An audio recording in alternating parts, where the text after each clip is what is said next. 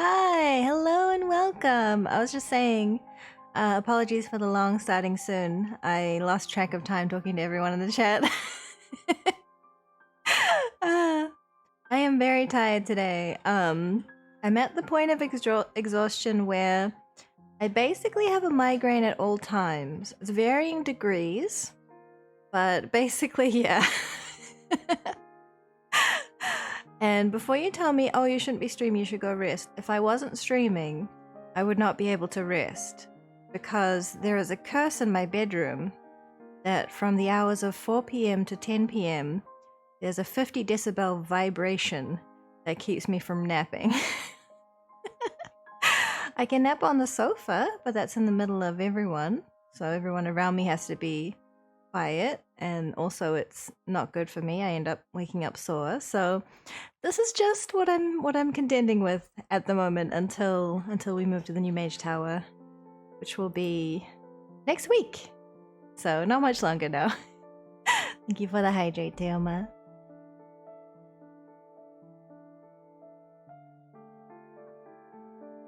Re-moisturize my brain, yes. I have been doing a pretty good job of hydrating today. It's just kind of a matter of getting to the point of sleep debt and general stress that my body's like, well, I'm not going to do this anymore. Hey Locust, how you doing? Yeah, I had a long starting soon, sorry. There were so many people chatting in chat, I was just chatting away with them. And Vint was trying to get the cat to exercise so she wouldn't yell at us. And yeah, we're just all a bit distracted. I even forgot to put the stuff on my lips, I'll do that now quickly.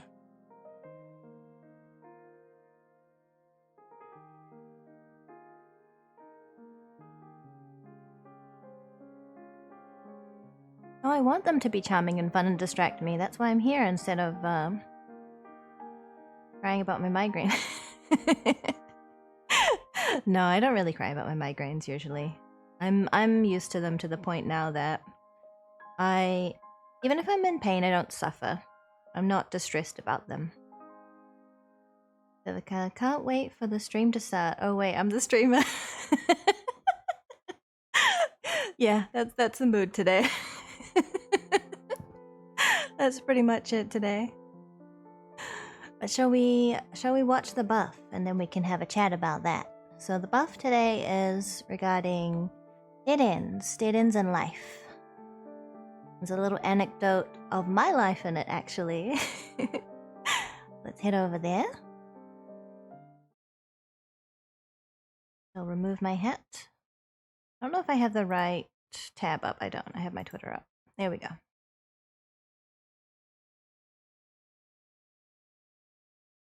So, oh, I need to update the capture. Oh my gosh, my brain is so fried. It is... No, not the screen. Laptop. Laptop mode, because I'm doing a display capture. There we go. Not that one. You don't want to see OBS. Nope. Okay, not display capture. Window capture. We're getting there. Okay. Buff. Time to buff. I can see forever. Hey, Kinos, how you doing? I am very tired. I hope you're doing well. Let's watch the buff. So this is regarding dead ends. Let me know if it's I'll turn it up because usually it's too quiet. Hello and welcome to the weekly buff. I am Mage Vivica. This week I would like to discuss dead ends in life. Please remember that my buffs are offered freely without expectation or judgment. We all have, or will, encounter disappointments in life where goals we have set will remain out of our reach. If the goal was very important to us, perhaps we worked a long time for it, then it can feel as though we have come to a dead end, from which we know not where to go. When I was younger, I wished to become a bard. I practiced my music and auditioned to a music school, from which I was summarily rejected. My heart was broken. I made no alternate plans for myself. Why should I have? That was what I wanted, and now it would never be. I did not find my path to life magic immediately. In fact, if I had told that aspiring bard where she finds herself today, she would have recoiled in horror. Life contains so many possibilities. The pain we feel is real, and it is good to grieve for what dreams we have lost. But simply because we cannot see the end of the winding path of life, it does not mean that there is no way forward. I wanted to share my writing through music, but I have found other ways to share my thoughts and my voice. There is a path for each of us, and I am excited to see where our paths will each take us. See you next week. Thank you for this moment. Take care. Yeah, so that was the buff. So chat about it.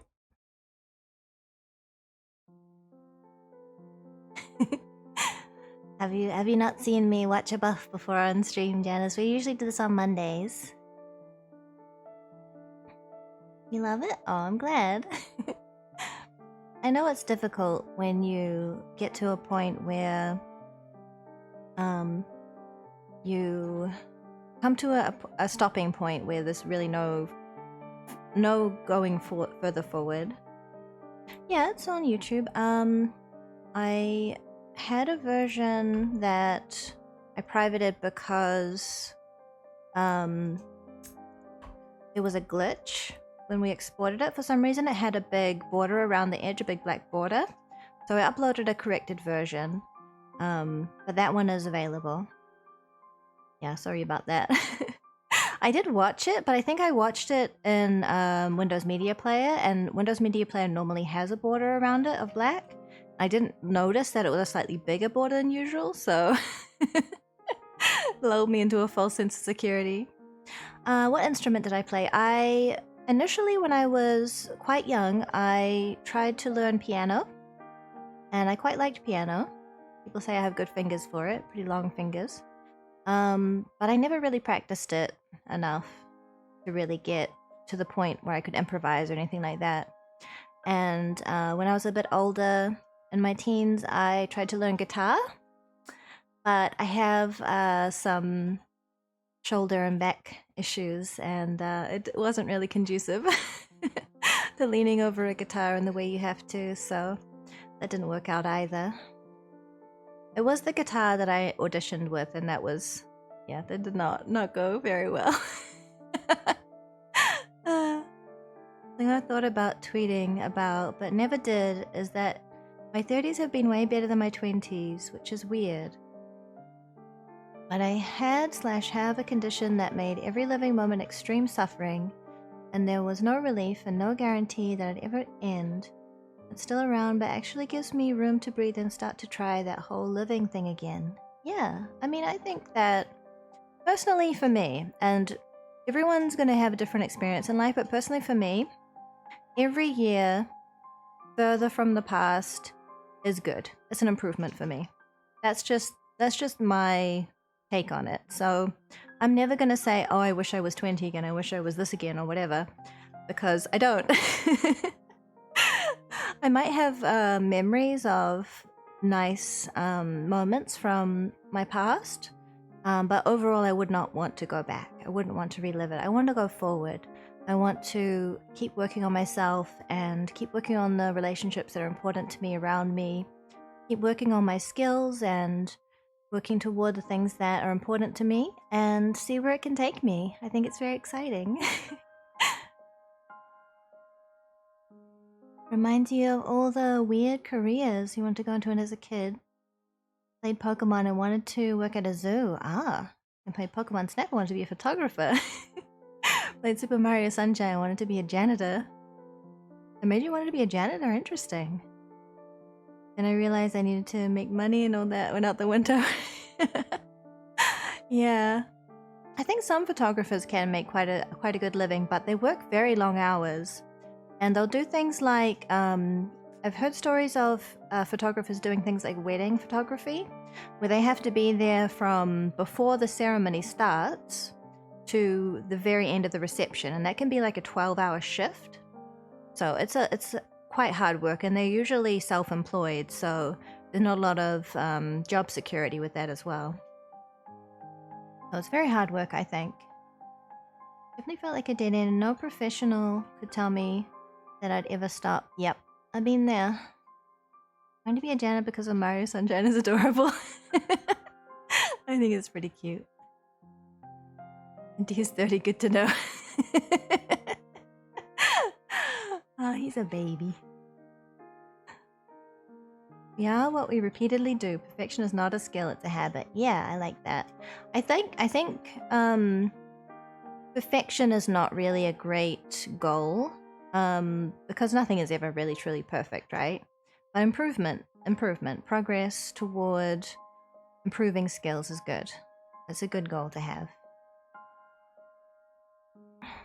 Wedding photography is boring. And the cake is coconut cake. I'd be miserable. Oh, you don't like coconut cake? Alright, more for me then. Sometimes you have to accept that when the slate gets wiped and start from the beginning, it didn't suck. You don't know. It's helpful to say, don't think about it like that. It's just a new beginning. Yeah, I don't think that you need to just disregard your feelings. As I mentioned in the buff, I think it's important to grieve. I think it's important to acknowledge that something that you wanted is now out of reach, or you need to find another path toward it, maybe, or a different interpretation of that dream.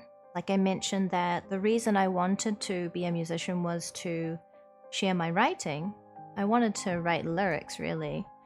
I did like the idea of performing, and I guess now I am doing that in a way. I think eventually, if I can focus more on streaming and making videos and things, what I will try to do is see if I can get a vocal coach, so I can try to work on my range and be able to sing a bit better. So I think I can still incorporate portions of what I wanted to do, just in a different way. And I think that that's a fruitful way of looking at it. It has helped me anyway. Hanging on the last year of my 20s, it's like a nice pair of old socks that the dog's trying to steal. And we used to go at 5 years. So until the doctor starts saying, yeah, it's just like that now. They've been saying that to me since I was like a minor. The experience of the medical system, huh? Socks got old somewhere in that sentence. It's foreshadowing.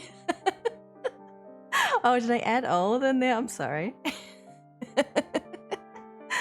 A nice pair of socks, not an old pair of socks. I had some socks from 2 companies actually, and they changed their formula, so they're not just one material anymore, and so I can't find any more. So I'm kind of stuck with the socks I have. I'll just have to have them never wear out, I guess.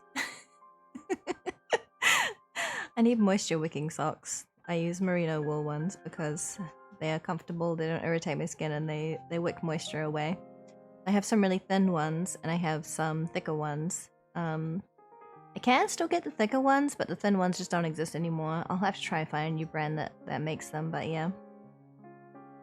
Socks are an important topic in my opinion.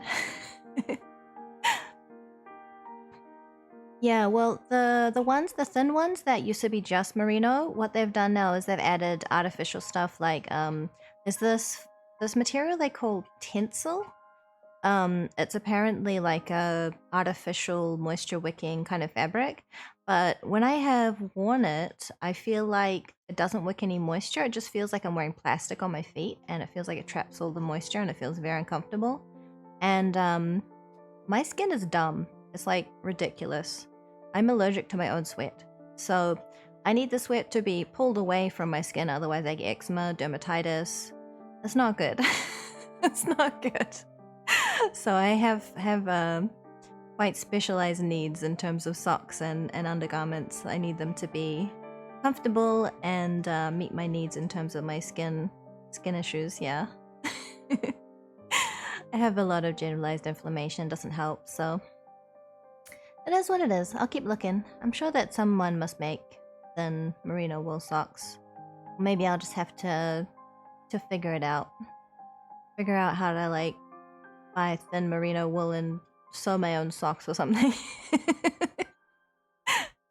That's a thing, right? How do you make seamless socks if you sew them at home? I don't think you can do that.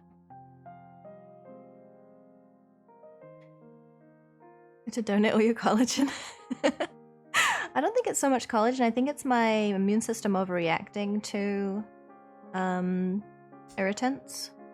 I think that's how eczema works. I think that's the theory behind it. I think people are still a little bit confused about why the body does it, but I think the mechanism for what's happening when the body does it is pretty clear. It's like inflammation and stuff. Don't know what that is, but I'll do it. No, you need your collagen. You do need it. Make soup out of the collagen. You can buy collagen, yeah. Hey Dr. Fixus, how you doing?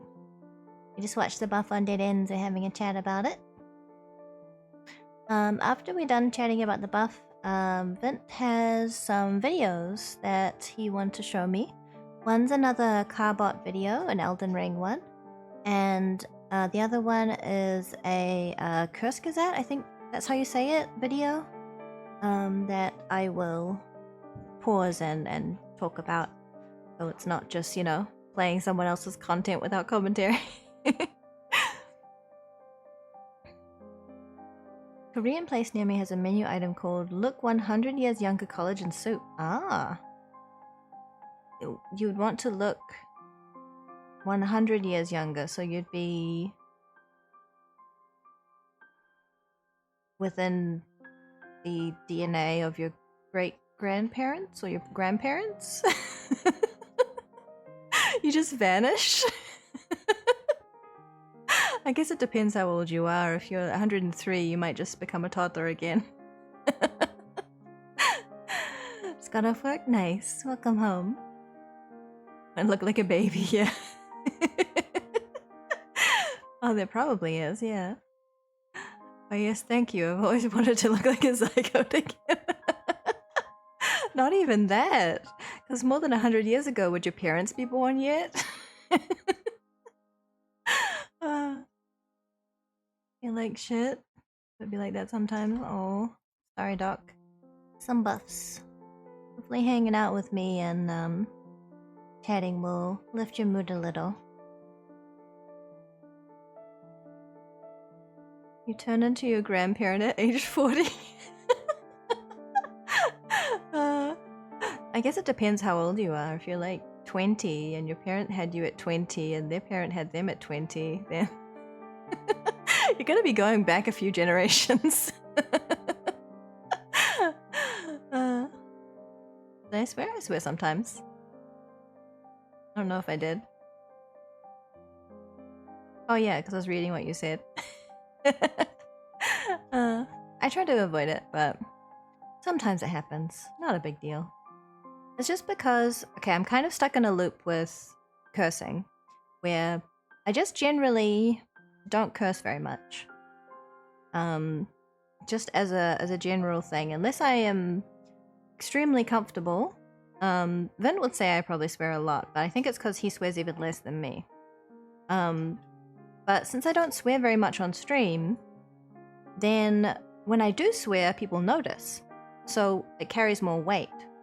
So I can't really swear too much because then it will have more of an impact than I mean for it to have, if that makes sense. So the more I swear, the more dramatic it is, but the less I swear, also the more dramatic it is. So I'm just stuck in this loop of, do I swear? Do I not swear? Do I use euphemisms? Do I just cut my sentence off?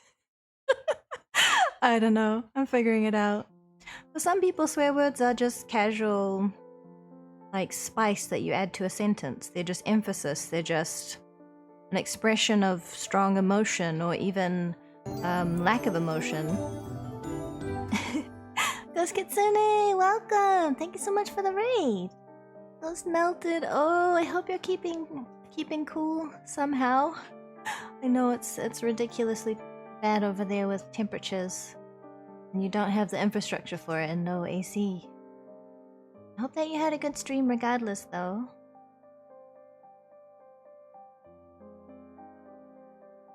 Trying to make a big deal out of swearing? Yeah. I'll never forget an early Bloodborne stream pre-debut where you barely sworn at all except for reading messages and then suddenly, like, this fucking guy. Yeah. You're managing? Okay. Not built for the heat for sure, yeah. Yeah, all those like buildings designed to trap in heat and you don't have nice drafty, like leaky buildings, you don't have AC, you don't have ventilation, you don't have all that good stuff to keep you cool. So please stay safe. Swear all the time. I was just explaining how I'm kind of in a loop where since I don't swear much, when I do swear it has a lot of impact. So if I swear a lot, then people are like, oh no, like is she angry or something? But then since I don't swear much, when I do swear it has more impact. So it's like, if I don't swear much and I do swear much, no matter what I do, it's going to be commented on.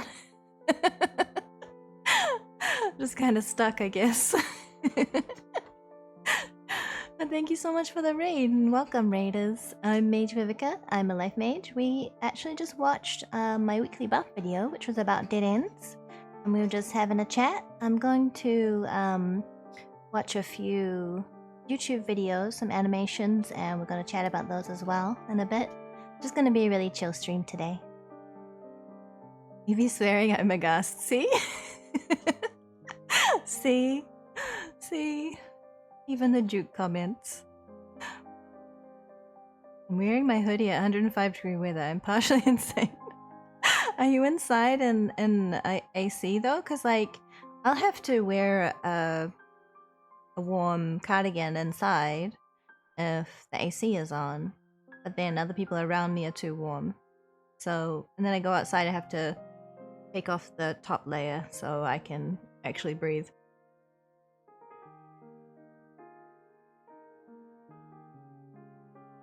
Everyone staying hydrated and cool? Yes. We are. We have AC in the Mage Tower. We're getting it installed in our new house too, in our new Mage Tower. That should be done by the middle of next week at the very latest. They start tomorrow. They dropped off the equipment today, I believe, and they're starting tomorrow. Currently 31 Celsius, 81 Fahrenheit. Yeah. Well, when I lived in New Zealand, the hottest that I was used to was 18 degrees Celsius. Since I moved to the US, I had to become very familiar with the 80s. So, but as I mentioned, we have AC, you know, we get like nice climate control, nice 72 to, I think we turn our AC down at night so we can sleep a bit easier as well. So yeah, it's nothing like what you're facing. I'm so sorry. I hope that you can stay cool in some ways and stay safe. Didn't find the Bloodborne clip, but I found this one. Oh no. There are dead ends? No, there are mere pivots in the road. Yeah, we were talking about how it's okay to mourn and grieve for lost possibilities and lost paths, but just because we can't see the way forward doesn't mean it's not there. And while it is good to grieve, we can still also find ways to enjoy the things that we want to do in different ways. In the buff, I talked about how I wanted to be a bard at one point, and I was rejected from music school. But now I share my voice and my words, my writing, which is really what I wanted to do with music via the buff and via streaming and things. So I found another way. Oliver, hello! How are you doing? We were talking about D&D today, Oliver. Reminded me of you, because you mentioned that you want to maybe play a game sometime. Sometimes hidden, sometimes surprising, but always a way forward, even if it isn't a direction you would expect. Yeah, exactly, I agree. More used to extreme cold being in Canada, the heat melts me like a snowman. Yeah, I had to adjust to extreme heat and extreme cold when I came to the US. It was a lot. I do wear heated clothing in winter because I need it. I have a circulatory, it's actually a vascular condition. It's not anything dangerous, but it's just very uncomfortable. It makes me more susceptible to frostbite, so I have to be careful. Don't want to spam, but I must spam a little. Sorry, oh god. Oh, the shoutouts. Wonder if I'll get a sunburn. The law-wise it's impossible, but sadly IRL I'm human. Yeah, do be careful and take precautions. Never had a sunburn. I hear it burns like hell. Yeah, it's not too nice. It's not very comfortable. Your voice is music to my ear. Oh, yes. Oh, thank you, Doc. I actually don't feel very confident with singing. I feel like my range is very limited, so I would like to get some coaching at some point if I can. Find a way to do that and find a way to afford it. Doing well? Worry about me though, eventually we'll put that together. Yeah, I'm not too worried, I was just thinking about it fondly. I'd love to play my Spore Druid someday. I made her, but I never got to play her. Voice is very soothing. Oh, thank you. Powerful enough to calm a phoenix. Thank you, that's a high compliment. Me occasionally going outside in a snowstorm with a t-shirt and shorts. Yeah, I know a druid like that. He's like a yeti. Yeah, fingers are melting as you type. Yeah. Try and keep cool if you can in any way you can. Sing-song narrative. So the narrative of this moment, let's see. We're chatting about the weekly buff. It's about dead ends. The area of Europe is melting, and so is my brain. The song is already gone off the rails, but that's okay. Because we're just here to have some fun and a comfy time. Thank you for the redeem, Doc. I appreciate it. The budgie in this proverb is not proverbial, but a literal budgie who has no appreciation for metaphor. Proverbial blanket thrown on top of budgie's cage. Oh yeah, to make them sleep. Yeah.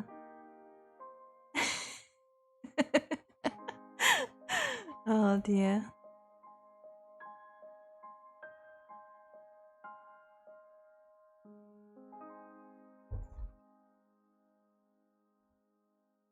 Insomnia is defeated whenever Vivi streams, so thank you always.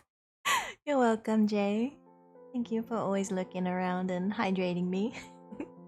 I appreciate it.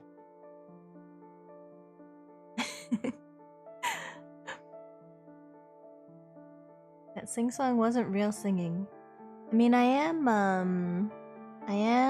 under a debuff right now, so I apologize if I'm not as perky as usual, but as mentioned, this is just going to be a cozy low-key stream. I know most of my streams are pretty cozy and low-key, but this one's going to be even lower key. It's going to be sitting on the floor low-key. It's just one of those days, you know? We're moving. We've got contractors to arrange, movers to arrange, cats to exercise, 50 decibel vibrations to avoid in my pillow between 4 p.m. and 10 p.m. so I can't catch up on sleep, even though I was sleep deprived from that, from them playing it, using that machinery all night at one point. It's just all of the things converging, so I'm doing what I can. Base boosted low-key, yeah.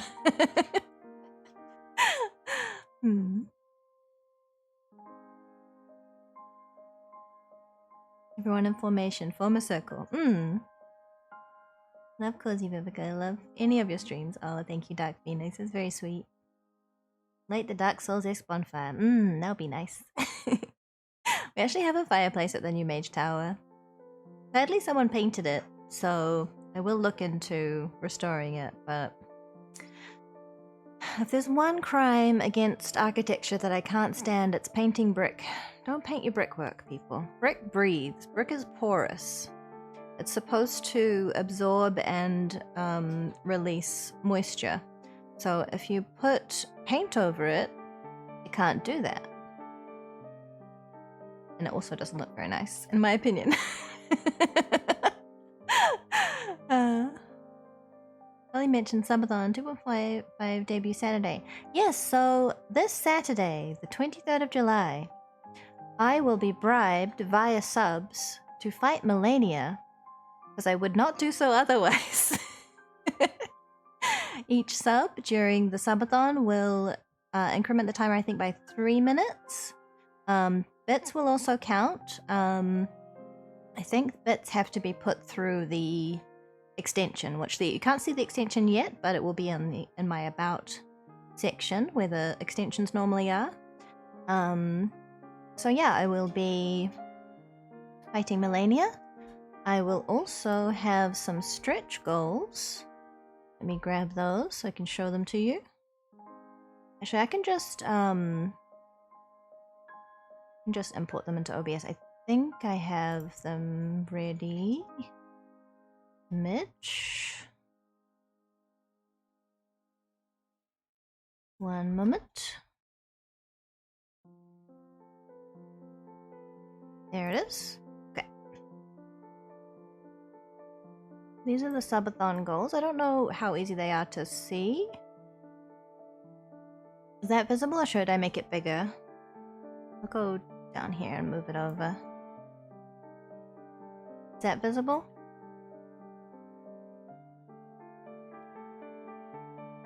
So these are the goals. Make it a bit bigger.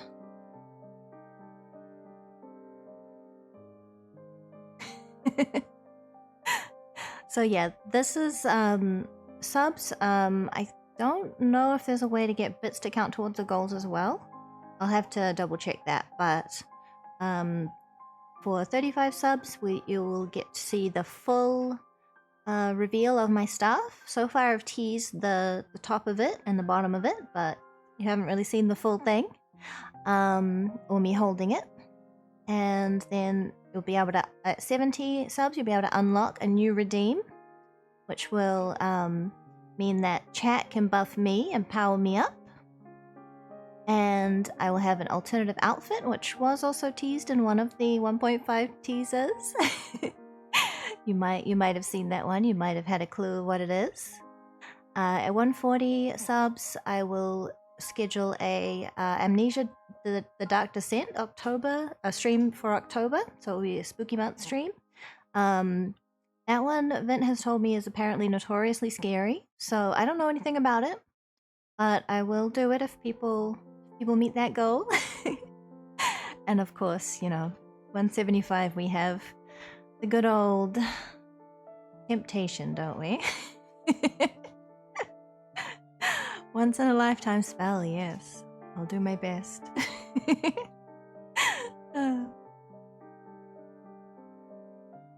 What will you save up for Elixir for then? I don't know. Perhaps we'll have to dream up a new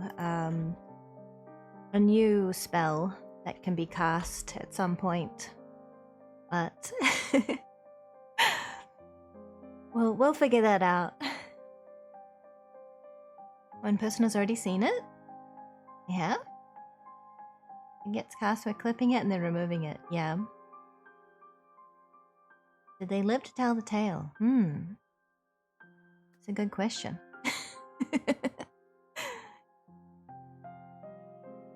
So yeah, that will be the normal stream time, 4 p.m. EDT.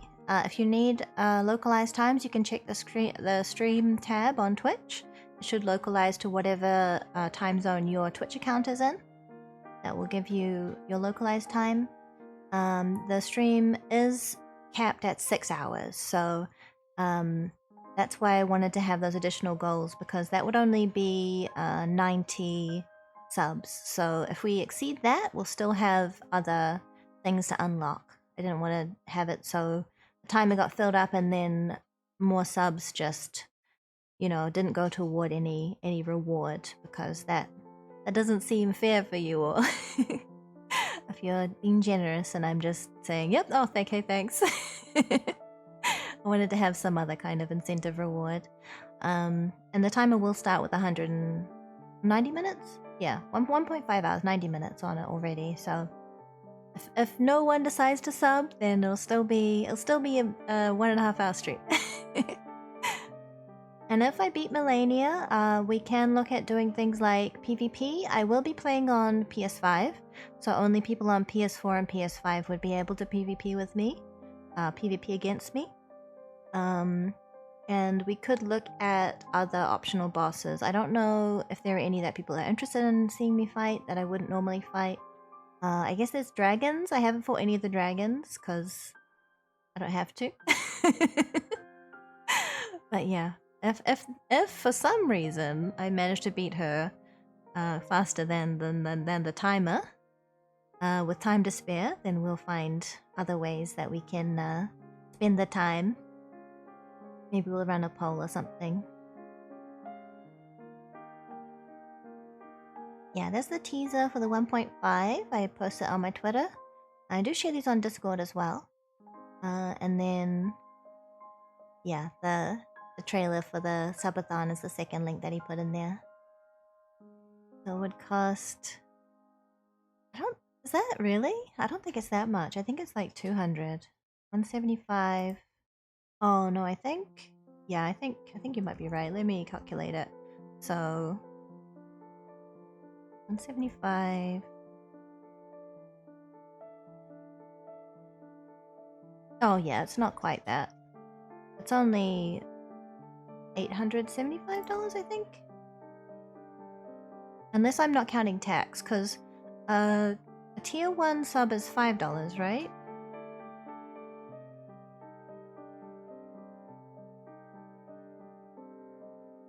Maybe I'm calculating it wrong. But yeah. We wanted to have the incentives to be not too lofty, but also we wanted to make it so that it wasn't too low. We didn't want to underestimate the support that people have, because I feel like that would make it very quick.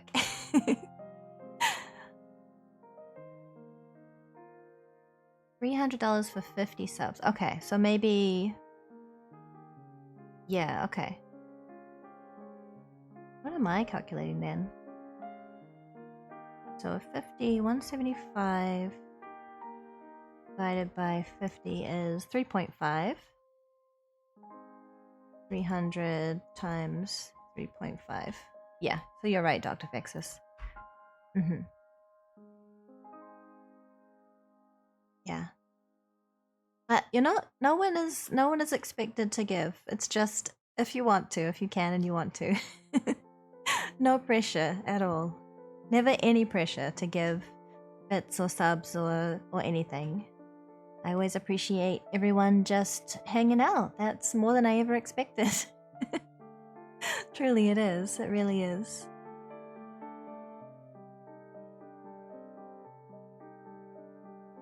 Yes, definitely only spend within your means.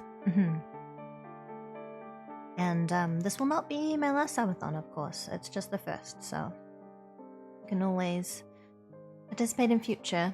But yeah, I'm looking forward to showing off my 1.5 model and having a fun time. Probably dying repeatedly. I'm probably gonna have to do a bit of experimentation with what weapons and strategies I use. I think I have a lot of options already with things that leveled up and everything, but I will double check on Tuesday to make sure that everything I want to have leveled is all leveled up. I have options of using a rapier or the moonlight sword or yeah, other options as well.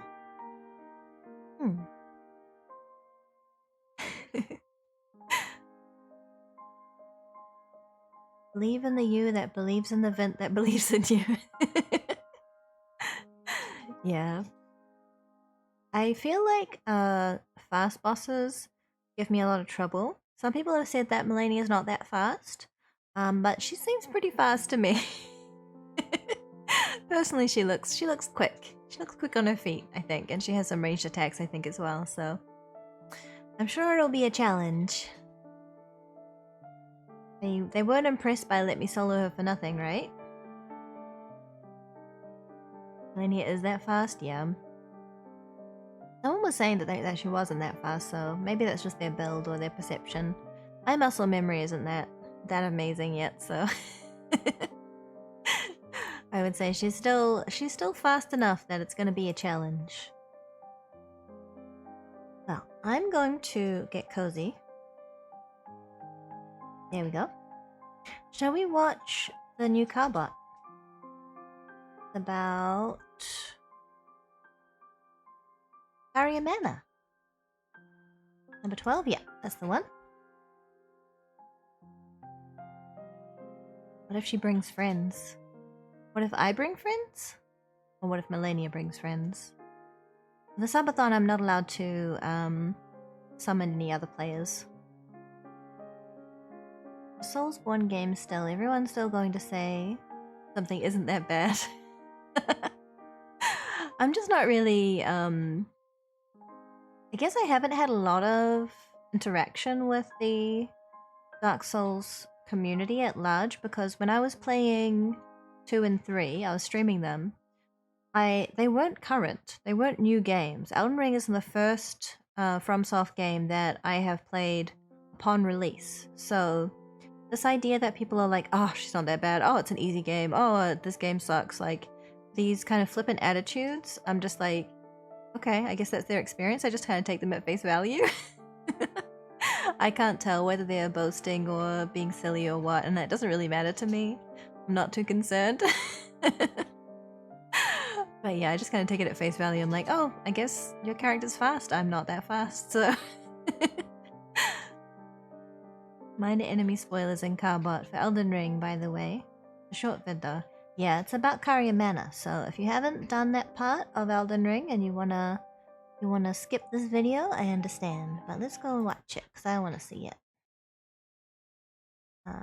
There we go. Do I need to remove my hat? I think my hat's okay. I'll remove my hat. I'll make it tiny. There you go, free tiny hat. Let me know about if the sound's too loud. Or not loud enough.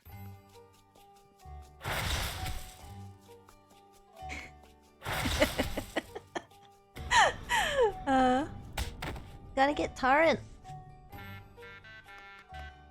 Torrent can outrun the lightning. No, don't go down the middle. You gotta sneak around the edges.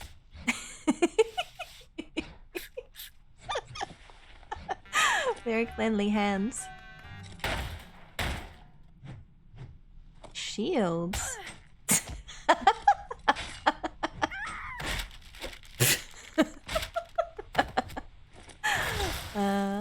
F. Yeah, diary. Today I squished a prisoner. Oh, oh yeah, they're scared of fire. I always forget about that.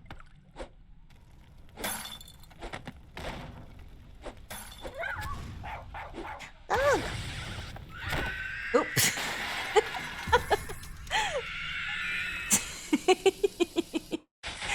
Oh, that basin. You had an easier time with that than I did. Run! Oh. He used the OP Pebble attack. That's not fair. It's not fair. He used the OP attack.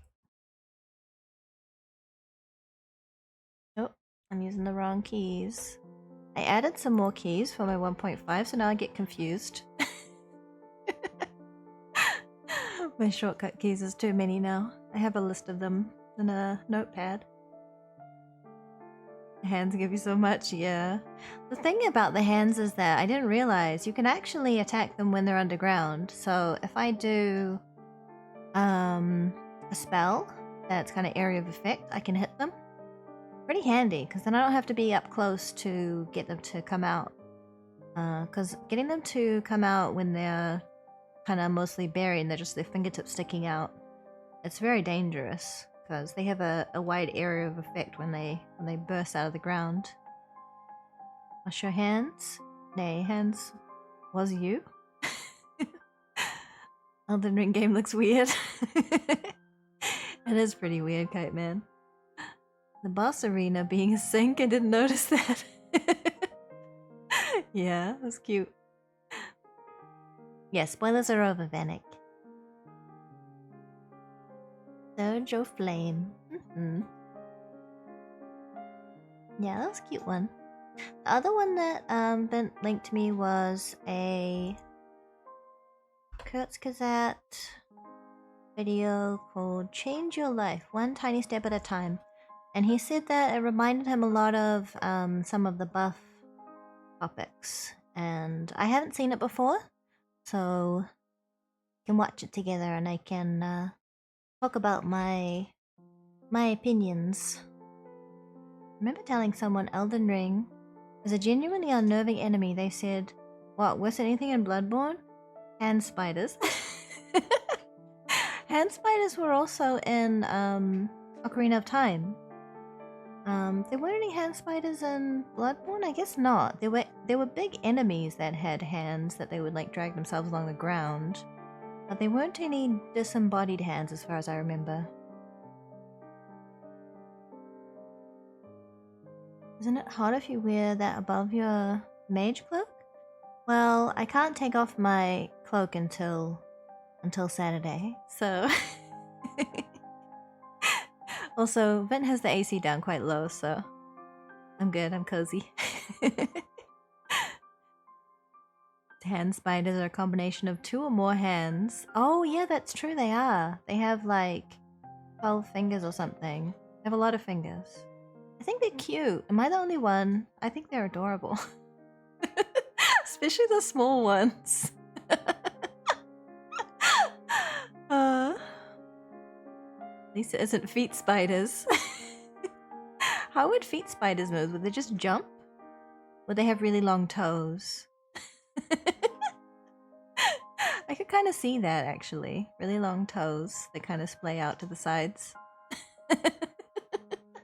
It kind of lifts the back up like a proboscis. Is that what they call the end of a no, that's the like butterfly tongue. What's the end of a spider? I don't remember the name.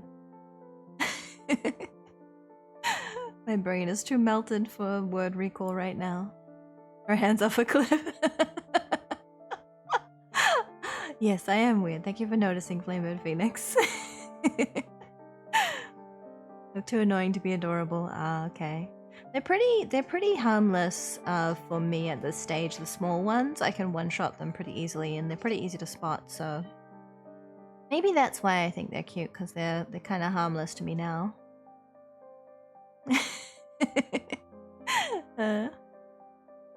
Thorax, yeah, that's the one.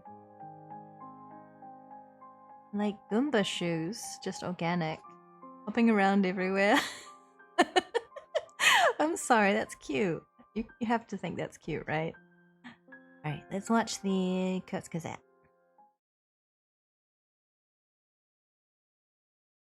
I'll make my hat small again.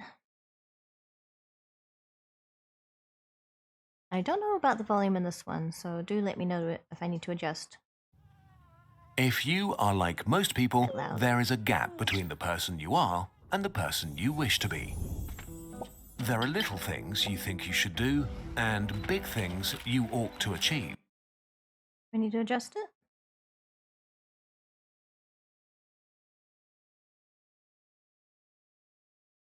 A little bit down? Okay. From working out regularly, eating healthily, learning a language, working on your novel, reading that's too more, low now. or simply actually doing your hobby instead of browsing Reddit. But it sometimes feels that to achieve your goals, you have to become a different person. Someone who is consistent, puts in more effort, has discipline and willpower. Maybe you've tried your hardest to be like that, and it worked for a while, until you find yourself slipping back into your old ways. In the end, you always seem to fail, and with every failed attempt, you become more and more frustrated and annoyed with yourself. Yeah, that's the thing that a lot of productivity and motivation advice misses, is that first of all, motivation isn't something that it just comes from nowhere. Like, motivation is it's momentum, right? And people don't seem to get that you can't just pull momentum out of nothing. You can't go from 0 to 100. If you wait until you have the motivation to do something, you most likely will never do it.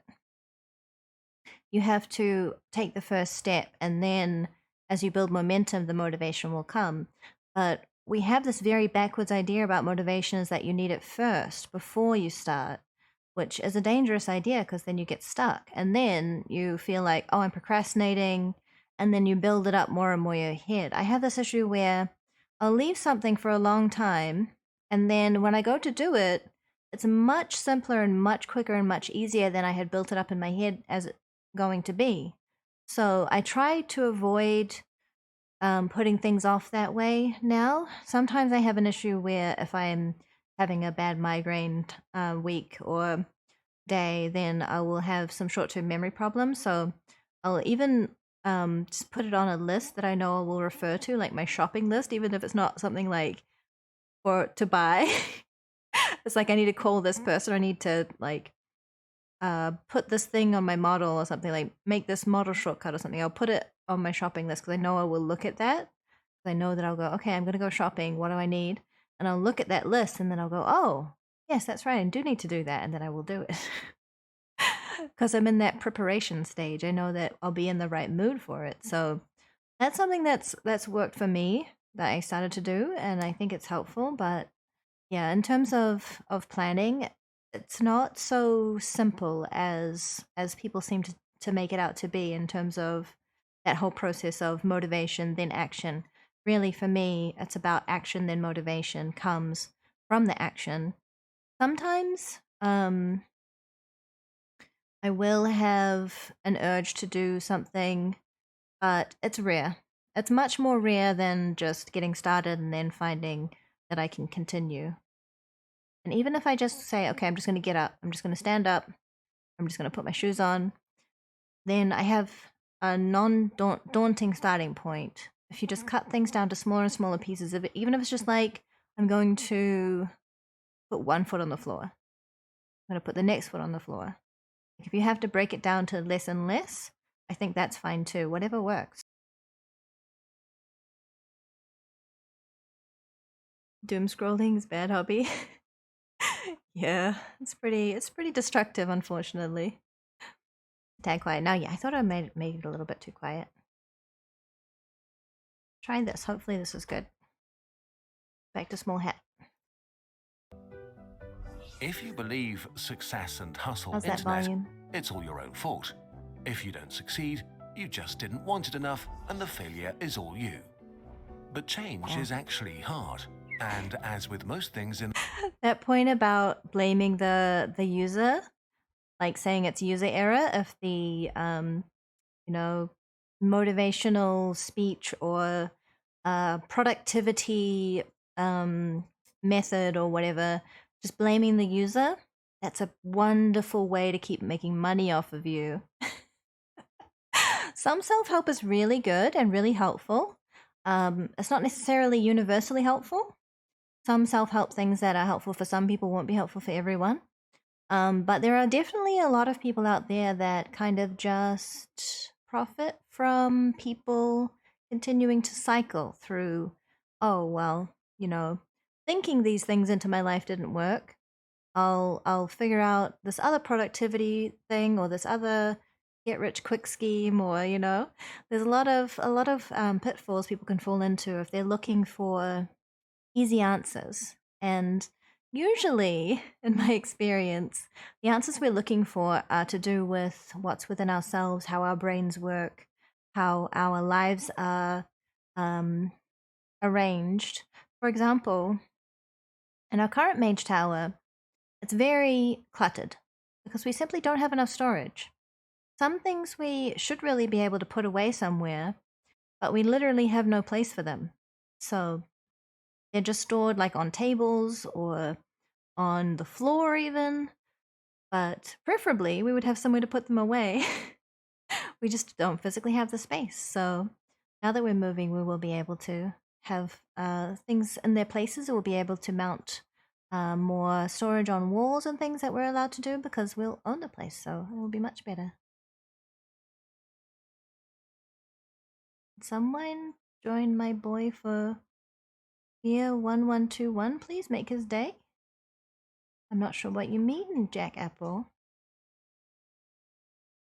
Yeah, streaming room. I won't have the streaming room set up right away because I will need to build myself a PC, but I will be looking at getting all the parts together and people can contribute to that if they'd like. I'll be opening up a throne just in case people are interested. No pressure to ever give if you don't have the means or the inclination. Never any pressure. Let's continue the video.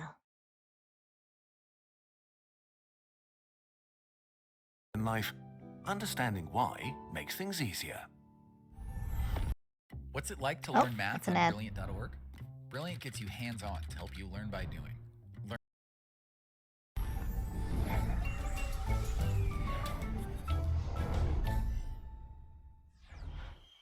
The jungle. Imagine your brain as a lush and dense jungle. Moving through it, say to make a decision to do something, is like moving through an actual jungle. It's hard and it costs energy. Your brain hates expending energy, so it came up with a trick. All your actions and behaviors leave paths in the jungle of your brain. As you start doing something, you trample down some plants and make rough, improvised trails through the undergrowth. The more often you do the thing, the more pronounced the trail becomes. Over time, it turns into a path that is easier to tread, so you take it more often, and it turns into a street. So, obviously they're using a metaphor for this, but I want to also say it does depend upon your particular brain function, because I don't have ADHD myself, but I have been seeing tweets by people saying that routines do not work for people with ADHD. Someone gave an example of like chaining routines and saying that, you know, their morning routine, what they do is they make the coffee, and then while they're making the coffee, they read a chapter of a book, and then once the coffee is done, they take their medicine, and it's so on and so forth. And other people responded to that and said, what I would do is I would set the coffee going, I would forget about it, I'd read an entire book, and then it would be like nighttime, and then I'd remember that I hadn't done anything I needed to do that day. So like in terms of a neurotypical person's brain, this makes sense. But in terms of people that are neurodivergent, that maybe have short-term memory issues, that have those distractible brains like people with ADHD do, and other conditions, short-term memory issues is quite a common occurrence. Even if you're just having temporarily high stress, you can have short-term memory issues. It can just make you feel a bit out of it, a bit loopy, you know?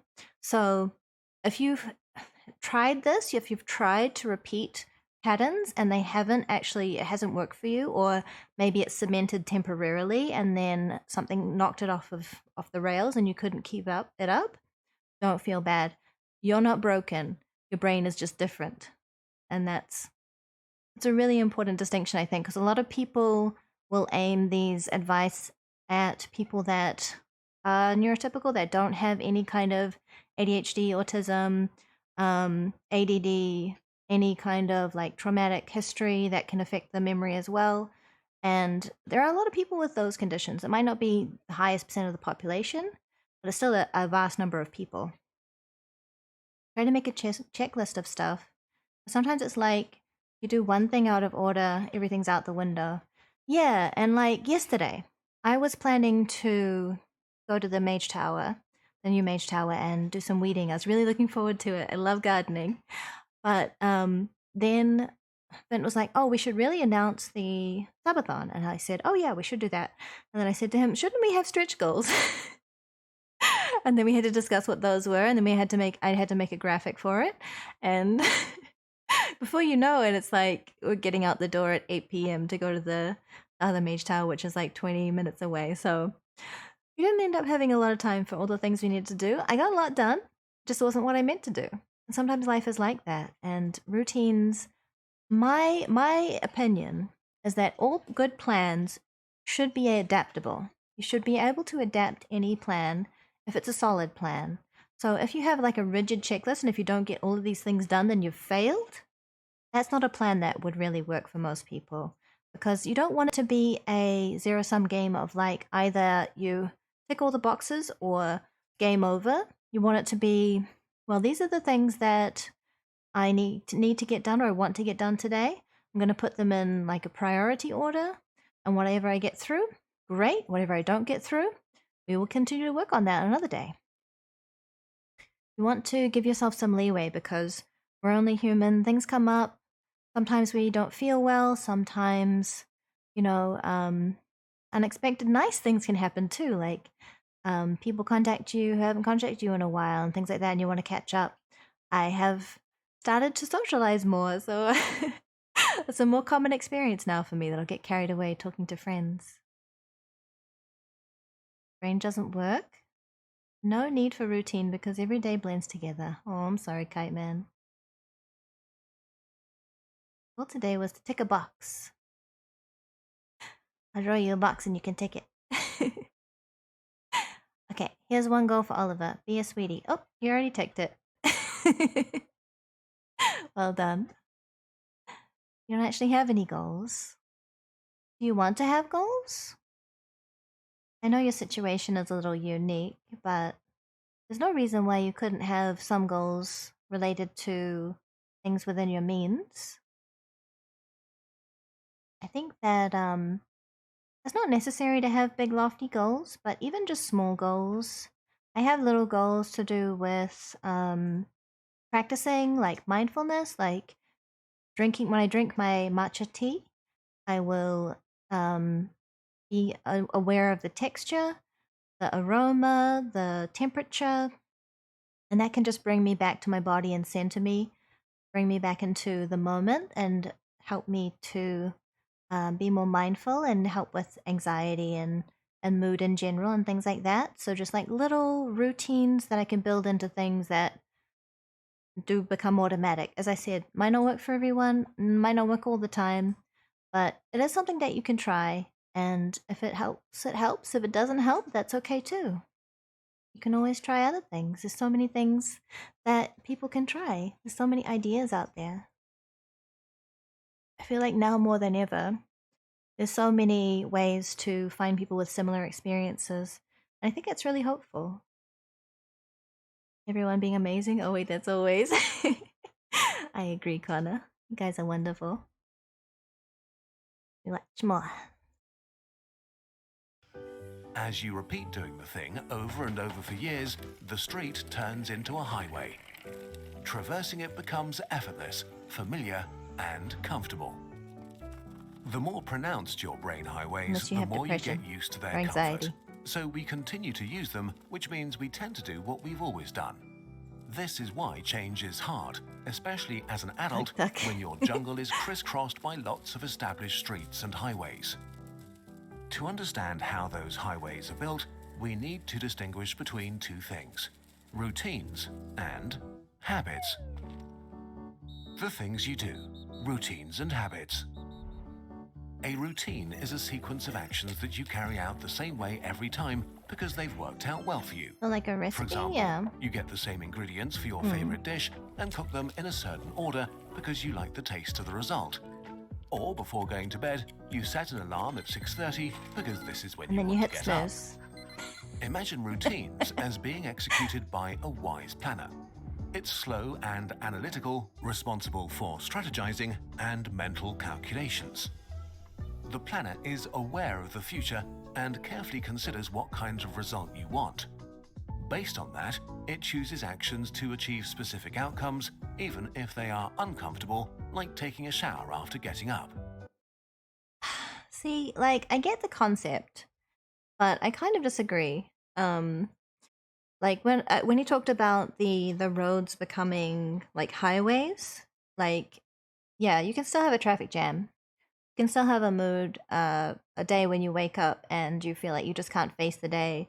A day where you wake up and the idea of getting out of bed is terrifying and you have to put your head back under the covers because there's no other choice. This definitely seems to be aimed at people that do not have experience with anxiety, depression, or neurodivergence.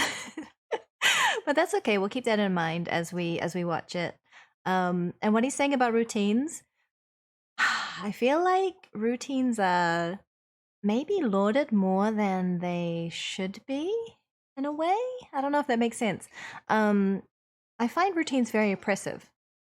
I love cooking. I love cooking. Following a recipe can really be really helpful when you first start making a dish.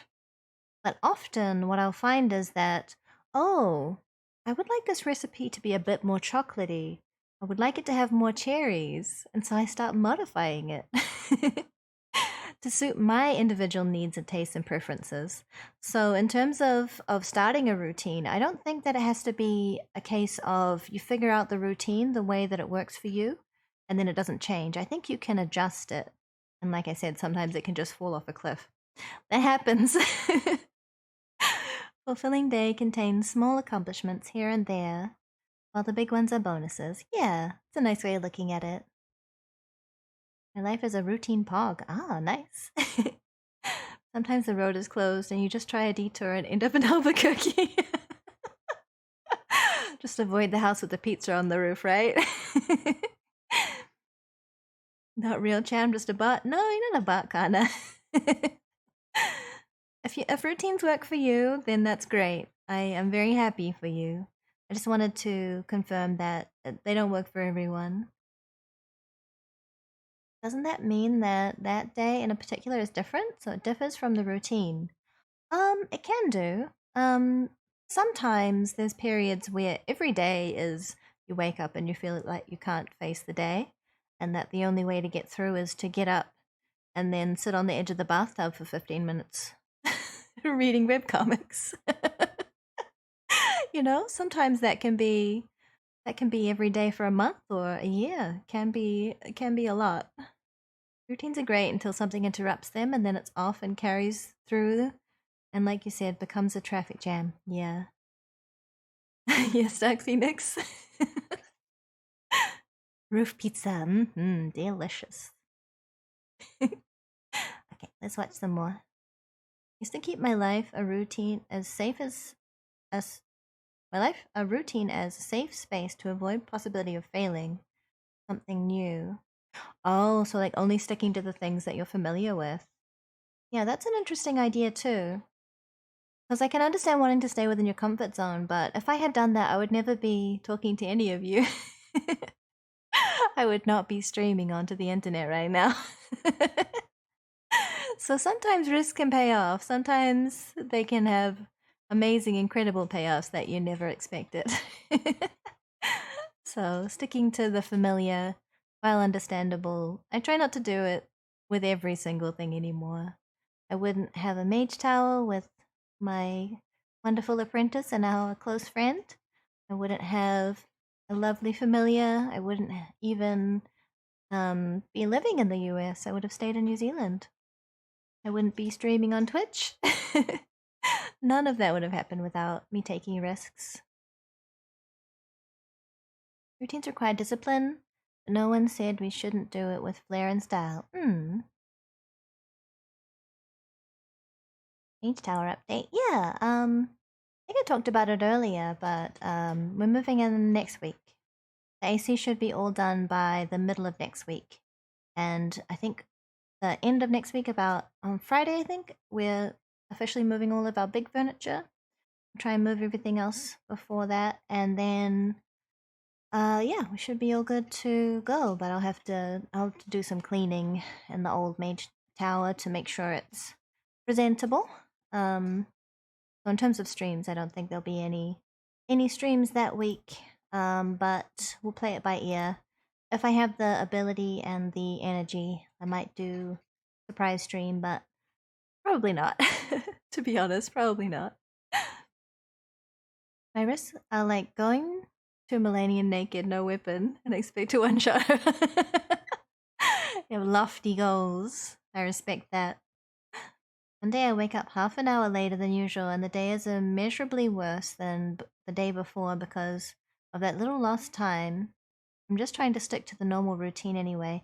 Yeah, that's what I feel like. It's hard though, right? Because some of us do have hard deadlines that aren't flexible. But yeah, if you're completely self-directed and you schedule yourself down to the minute, that can be really stressful. In terms of like if you wake up late, if something takes longer than usual, you go to the store, your car breaks down, like whatever else you need to do, you need to have that flexibility because life happens.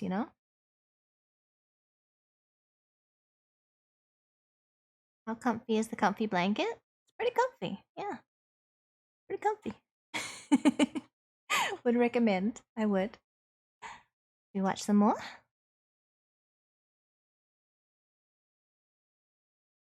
Now I actually fear human interaction.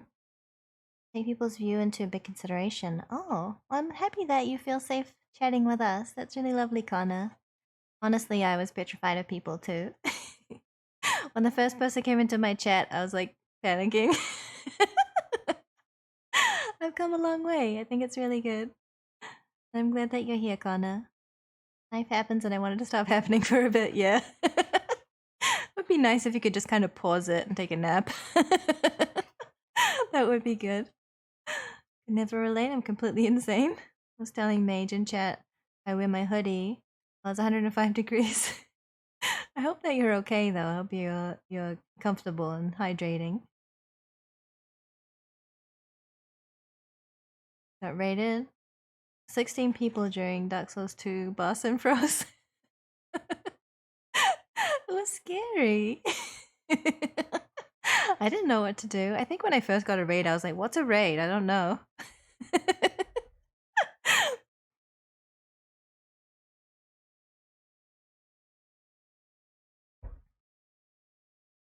Got a burger, yum. Okay, let's watch more video. Routines can eventually turn into habits which feel much easier because they're basically a sequence of actions carried out without thinking about them. You've done them so often before that your brain considers them rewarding and a great response to a situation. So a habit can feel like you're on autopilot. You don't have to convince yourself to do something that's a habit, you just do it. The important thing about habits is that they are set in motion by triggers, context cues that can be single things or entire situations that give your brain the signal to start the behavior or action. You already have a lot of triggers in your life, like when you see your phone. You almost always unlock the screen. Or you reach for the seatbelt when you sit in a car. Or when you buy your coffee before work, you also get a cookie even though you aren't actually hungry. Habits are executed by an impulsive toddler. It responds to your immediate desires based on what's around you. I don't like that. I don't like saying that impulses are like toddlers, because that's kind of infantilizing, right? So many people are exploiting all of our natural instincts. That example with the cookie, when we see food, say we see a cookie, for example, that can actually trigger insulin to release. So insulin's a hormone that regulates blood sugar. And if you have a release of insulin, the available sugar in your blood will go down.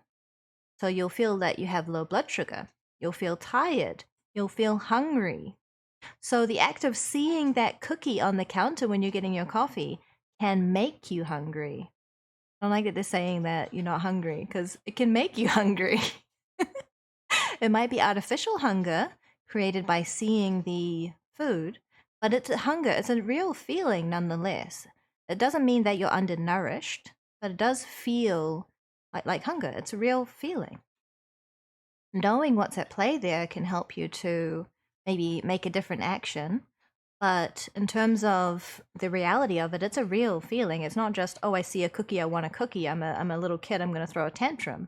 I think that is really playing down how powerful those mechanisms are, because those instincts are from when we had food scarcity. And I hope that most of us in chat today don't have food scarcity, that we do have enough to eat, and that's not a problem. We don't have food insecurity. But back in the days when we were hunter-gatherers and we would forage, if you saw a big tree, like a big apple tree or a berry bush full of fruit, you had to eat that. You had to take it, you had to share it, you had to store it in your body, because otherwise other animals are going to come along and they're going to eat it, or it's going to rot. It's available now. So your body goes, okay, I need to take that now because it won't be available always. The cookie will be, but our brain can't distinguish between that berry bush is ripe now and only now, and I have to have it now, and, oh, that cookie, I can have a cookie any day. It can't distinguish between that because that's not the conscious level. We have to be aware of these instincts and work with them. But yeah. You can't just say, oh, you're just a toddler for wanting a cookie. No, you're a human for wanting a cookie.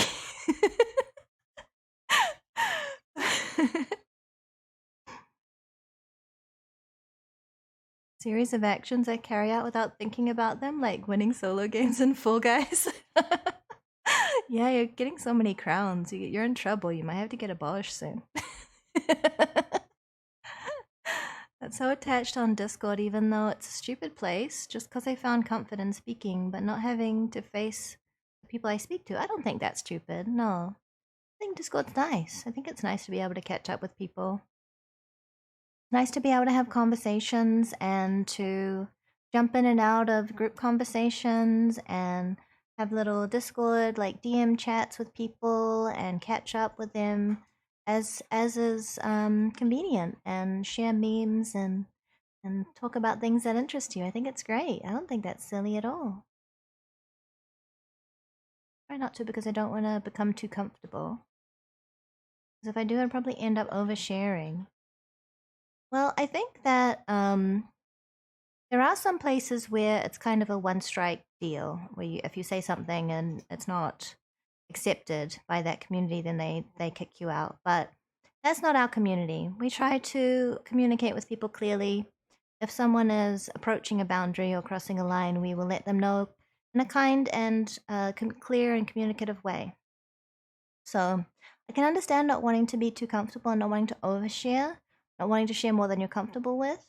But I hope that we'll prove over time that we're not the kind of community that will just turn on people, that we do try to make it comfortable for everyone, including people, all of us, who make mistakes, who say things they don't mean, who have error in judgment sometimes. I hope that that can be people's experience of it.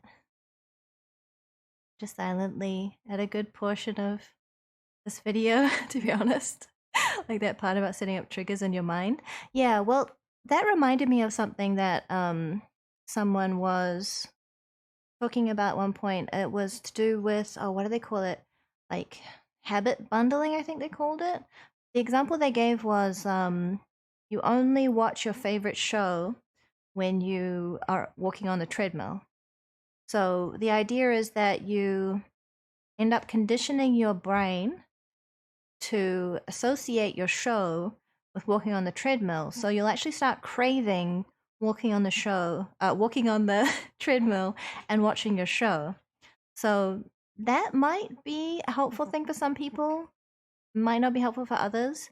The thing about unlocking your phone is interesting to me because the idea of how I arrange my shortcuts for my apps, I have the ones I use most frequently on my first page and the ones I use less frequently on my second page.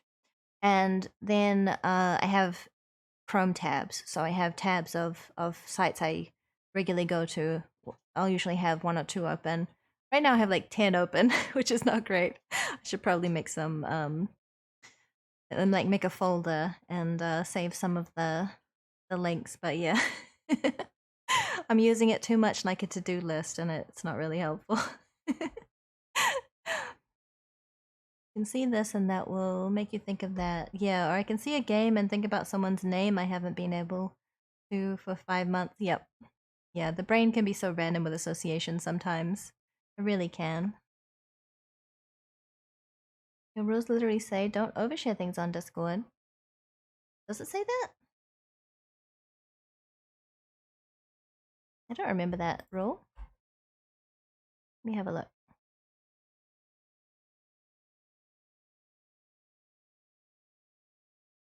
Be respectful, no, not safe for work.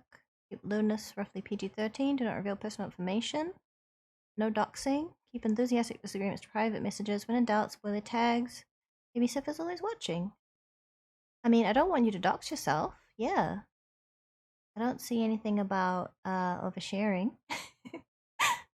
Sorry if anything was unclear. I can adjust if it's unclear. Richo, hello. Oh, is it Ether Isico? I'm sorry, I don't know how to say your name properly. But hello, how are you doing? Just notice I have, it's actually purple. I guess it's kind of hard to tell. Can you see? It's darker than my robe, but yeah, I don't know if you can tell. Thank you for the hydrate. Let me sit back a little. Oh, my hydrate's over there. Let me go over to the hydrate.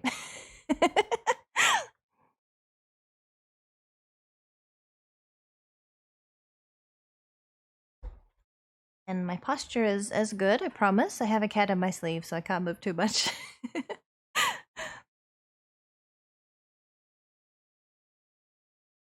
Yeah, I do. I don't know if you can see it in the model. Can you see that in my eyes in the model? It might be too small. But it is there. It's subtle, though. No doxing. Meanwhile, me speaking with the exact city and country I live in on stream for like 3 times. Now you live in Yharnam. No one knows. Besides, if you say you live in like the capital of the country, I don't think anyone's going to be able to find you. That's a big place. Etheric Echo. Okay. You can call me Eth or Ether. Ether. Etheric Echo. Okay. Thank you. I appreciate it. Ooh, eyeballs, but where are the ears? Who knows? It's a mystery. Maybe someday I'll do an ear reveal. No, don't get doxxed. Don't do that. Live in a house. Okay, let's watch some more.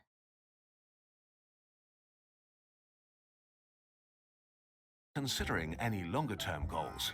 For the toddler, the future doesn't exist and it hates hard work. So when infantilizing. It trigger, it steers you to take this easy road inside your brain that leads to a familiar, rewarding result. If you get coffee, the toddler also wants the cookie. Yeah, I don't have to get it the way. That's what you do every morning. This rewarding feeling is also how most of your bad habits started. Chocolate is tasty, browsing Reddit is occasionally mildly entertaining. This is why you repeat these actions. No. I know I've already said that it's infantilizing to call it a toddler, but chocolate isn't just delicious and that's why you eat it. Sometimes people are medicating with food. Sometimes you have low serotonin and eating chocolate increases it. Caffeine is a mood lifter. So if you find that you can't face the day without a cup of coffee, that might be more related to your mood than to your tiredness if you've had a full night's sleep. So this thing that they're saying, oh, this is just, some immature part of your brain. It's not an immature part of your brain. It's a maybe a prehistoric part of your brain. It's a part of your brain that has kept you alive, kept the chain of people who created you alive until this day. So it's done a very effective job because how many generations do we come from? Likely many, many, many, right? More than we can really count. So it's done a very amazing job at keeping us alive, helping us to exploit calories when we see them, helping us to exploit, furthering our species when the opportunity arises. All of those things that have led us to where we are today. Of course, they're being exploited now by corporations that put cookies right by the register, but that doesn't mean that we're childish or that part of our brain is underdeveloped or anything like that. It's done a very good job. It can definitely be commended for that. It might have ways it's backfiring now because people are exploiting it. But that doesn't mean that there's anything defective about our brain. It is the way that it should be. It's the way that it evolved. It's the way that it allowed us to get to where we are now. I think the narrator's trying to be funny with the toddler thing. Maybe. Maybe. It's not very funny to me, though. It's funny that he's being so judgmental. This toddler, but because of it personally. Like, even the thing about toddlers, like, I know a lot of people find young children difficult, but they're just humans that don't know a lot yet, and they have a hard time regulating their emotions because they haven't learned that. But there are a lot of adults who also can't regulate their emotions well. But what do they do instead of throwing a tantrum? They punch people. They yell at people. They do things that are much worse than a toddler screaming. So in terms of what I would take, like an angry motorist versus a toddler, I'll have a toddler any day. The toddler is not gonna threaten me, but the adult that can't regulate themselves might. So mini buff? Oh, it's just me. It's just me ranting about this video, I guess. Let's carry on. Even if they're bad for you. Rewarding feelings associated with an action demand to be repeated, and so a bad habit is born. While the toddler sounds like a built-in sabotage mechanism, it is as important as the wise planner, and actually they work together most of the time. You need your wise planner for thinking big thoughts and parallel parking and doing your taxes. Secret plan, but letting your wise planner do everything would cost too much energy. Outsourcing mundane and repetitive tasks to habits managed by the toddler allows your brain to easily manage your daily life while dealing with more complex mental challenges at the same time. So if we want to change and introduce a new behavior into our lives, we can actually use these energy-saving mechanisms to make it easier. We'll focus on small things, not big ones. Improving your life a little is so much better than aiming high and changing nothing. The toddler might do, what's the word? Unintentional damage, but they're unlikely to be malicious. They're just, it's like a flower turning toward the sunshine. A toddler is acting out of pure impulse, out of stimulus. An adult that's dysregulated, that is violent, might also be acting out of stimulus and not using their conscious brain as well as they could be. But they're an adult, and we would hope that they can take responsibility for their actions and pause and reflect before acting. Not everyone can, and they're responsible at that point in their lives for seeking help for that.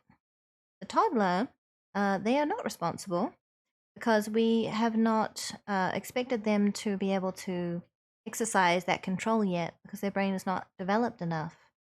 But for an adult, we really need them to be working toward that because at this point, there's no more kindergarten for them.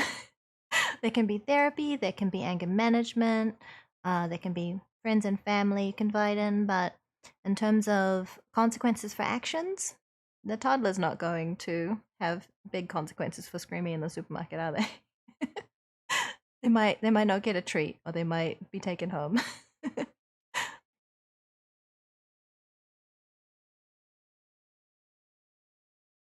think he doesn't mean it in that way. So he's trying to simplify the thought. So whatever you end up worrying about, just think it's stupid behavior. That childish part of your brain is trying to think, yeah, I understand. I think that I disagree in that approach. I don't like to think of my brain as being primitive or stupid or overreacting or any of that because that's quite negative. So if, for example, I get into fight or flight I actually have a condition called misophonia. So what that is, it literally means hatred of sound. So when I hear, for example, someone chewing like food, like chewing crunchy food or something, then that in my brain there's there's a connection between the auditory system and my amygdala, which is the panic part. The fight or flight is triggered in there. So I will feel like I either have to yell at them to stop chewing, which they're allowed to eat. That's that's normal. That's fine. Or I will want to leave very quickly. But it will be a very strong urge, like not just I'm annoyed, but like I have to leave now or I have to stop them. And I think it runs in my family because other members of my family have a very strong response to those similar sounds. But I don't say, "Oh, my brain's stupid. Oh, my brain is malfunctioning. Oh, my brain is broken." It doesn't help. Do you know what I say? I say, "Thank you. Thank you, brain. Genuinely, thank you so much. We're actually safe right now, but thank you for alerting me. I do appreciate it. Thank you." And I genuinely thank my brain, and that helps it to calm down. It doesn't make me feel defective and broken and bad and like a toddler overreacting of someone making a noise I don't like, because that's not what's happening. I take that attitude of it's actually trying to help me. It's trying to keep me safe. It just doesn't understand the stimulus that it's being given. Hey, Javi, how you doing? My brain quite literally broken. I mean, if you're comfortable with that language, that's fine. Personally, I don't like to use that kind of language because I don't think the brain can be broken. I think it can be functionally different. It can be damaged. It can be rewired. We've actually figured out that the brain is much more plastic than we had thought in terms of plasticity, adaptability. So people used to think that once you grew up and became an adult, like reached the age of 25, for example, was one of the thinking, that basically how your brain is how it would stay. Now we know that you can continue to rewire your brain and that the brain has much more plasticity than we had originally thought. So I think that in terms of thinking, oh, my brain is broken, my brain is this, my brain is that, unless you have some kind of diagnosed condition and you understand the limits of it, I think that even with that, there's still leeway to work and change the ways that your brain functions. And I don't think that throwing negativity at your brain is really helpful because you are your brain, right? Your brain is you. And I don't think self-flagellation really leads anyone to anywhere good. But, I won't tell anyone how to talk to themselves. That's just my experience and my opinion. Can confirm my brain malfunctions sometimes. May not be the best, but it's honest work. Exactly. Yeah, I think that's a good way of looking at it. No one is flawless. No one is without fallibility, and we all have our moments, good and bad. I think that's a good way of looking at it. Okay, let's watch more. I'll try not to be too harsh on this guy. It's obviously trying to simplify things a lot. I just kind of some of the attitudes I object to a little bit. That's something, but I can't not say it. You can say it, Harvey, if you need to.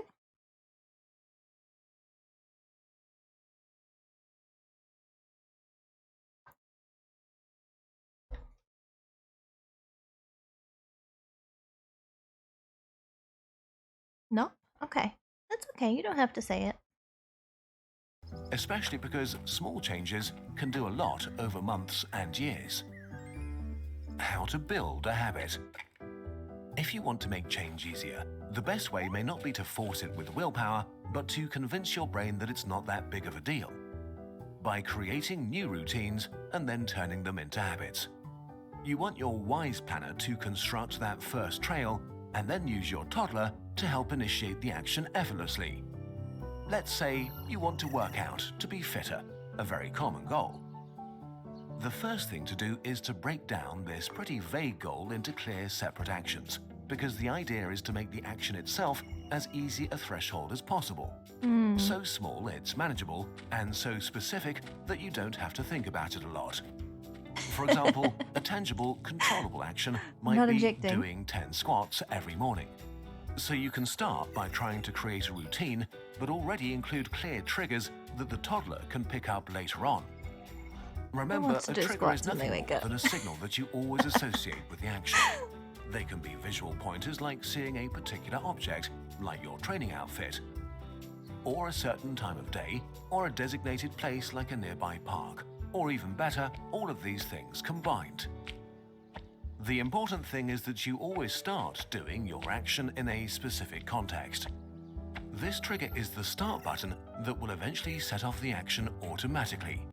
See, that's interesting, because what he was saying about the toddler seeing the cookie, so he's saying harness it for good, but that's not an evolutionary instinct, is it? Seeing clothing and going for a run is not an evolutionary instinct. Seeing a tiger and running away is an evolutionary instinct. So that one's going to be harder to implement than the see cookie, want cookie, isn't it? Because that's not something that is programmed into us over generations. How do you think about breaking down goals is already overwhelming? Yeah, when he was saying like, okay, all the different components like eating, exercise, and stuff, I'm like, just eating, just diet. That's a big one on its own. That's a huge one just by itself, and it's one that's very easy to get derailed if you happen to be, not in the usual place where you eat, like you're traveling. You happen to have any kind of like nausea or loss of appetite, anything like that, it can easily throw you off, even if you have a really good routine down. So, like, I understand what they're saying, but mileage may very much vary. I think as we talked about at the start, this video is coming from a very neurotypical view of the brain, how the brain works. Yeah. It's kind of holding the entire message. A little bit, yeah. And I think even for neurotypicals, I think the idea that you can, couple these cues, it can be a little more complicated, a little more difficult than he's kind of making it out to be. Like I said with the cookie, that's an evolutionary drive where you're actually having hormones release in your body that physically change what you're feeling. It makes you hungry, it makes you have low blood sugar. You don't feel suddenly energized when you see your running shoes. There's no like hormone released into your bloodstream when you see your running shoes. Maybe you'll eventually start to get a dopamine release, or I think dopamine is the chemical that motivates you.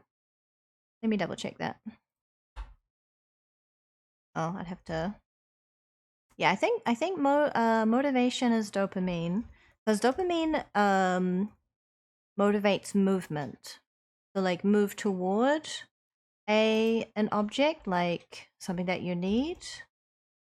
Dopamine function. Neurotransmitter made in the brain. It plays a role in reward center and body functions, memory, movement, motivation, mood, attention, and more. Yeah.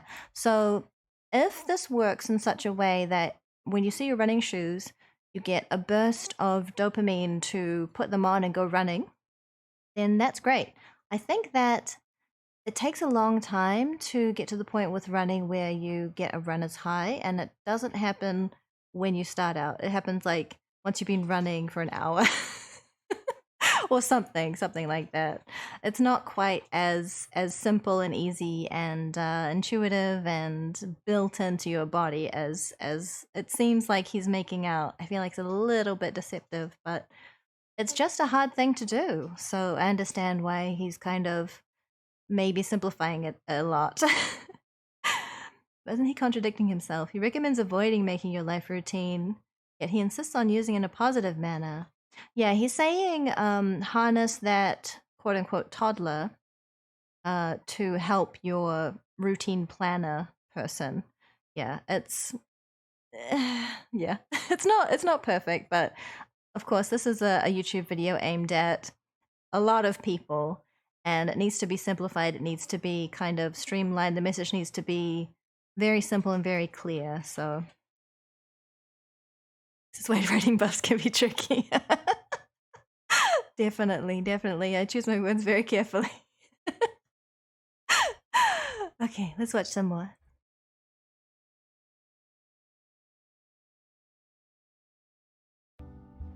So to establish a home workout habit with 10 squats to begin with, you could make sure to always do them with your exercise gear on at the same place and time, like in your living room at 8 AM. Once you have your trigger and action, all you need to do is repeat them regularly, ideally every day. If you keep going, they will change from a routine to a habit, from a trail mud on your to shoes a highway. in the living room. Don't get this wrong, the squats will still take you energy to do, but the decision to do them will feel much less like a chore and more like a regular part of your day. Yeah, okay. That is one valid thing that he said there. It's a very good point. Decision fatigue. I don't know if anyone's heard of that definition before, but decision fatigue is basically when you are having to make a lot of decisions, your brain actually kind of runs out of energy for that. I used to struggle a lot with deciding whether or not to stream, and then I made a stream schedule. And now I actually don't struggle at all with deciding if I want to stream, because I know on this day I stream, on this other day I don't stream. So I don't have that decision fatigue where I'm warring with myself and overthinking it really, thinking, okay, do I have enough energy to stream today? Do I feel like I'm having a migraine coming on? Do I feel this? Do I feel that? Will I have enough time for this? Will I have enough time for that? I don't have to consider all of these different things. I can just go, today's a stream day. And sometimes I'll think, do I have enough energy to stream like I did today? And then I thought, if I don't stream, what will I do? I can't go to sleep. because of the damn sprinkler noise under my bedroom. So what would I be doing instead? I'd probably be lying on the sofa, scrolling through something, maybe watching YouTube videos. But now I can watch YouTube videos with you guys. I think it's much better. But yeah, decision fatigue is a real thing. So if you find that you have something you have to do routinely, and you find that you kind of wishy-wash, like back and forth, should I do it today? Should I do it tomorrow? Should I do it now? Or should I do it right now? If you just make a day or a time where you normally do it, that might help with that. It might not, but it might. Feel so low when I'm just lying on the couch watching YouTube, when I'd rather be doing something else. Yeah.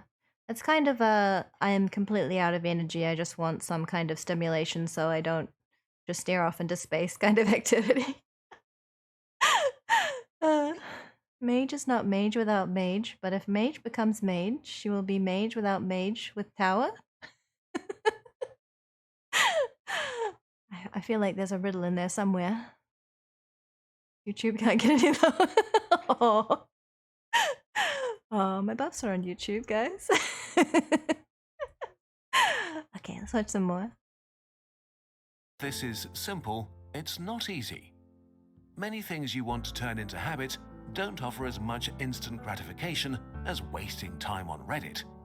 To make your new action easier to repeat and more likely to be picked up by the toddler, try to make it pleasurable.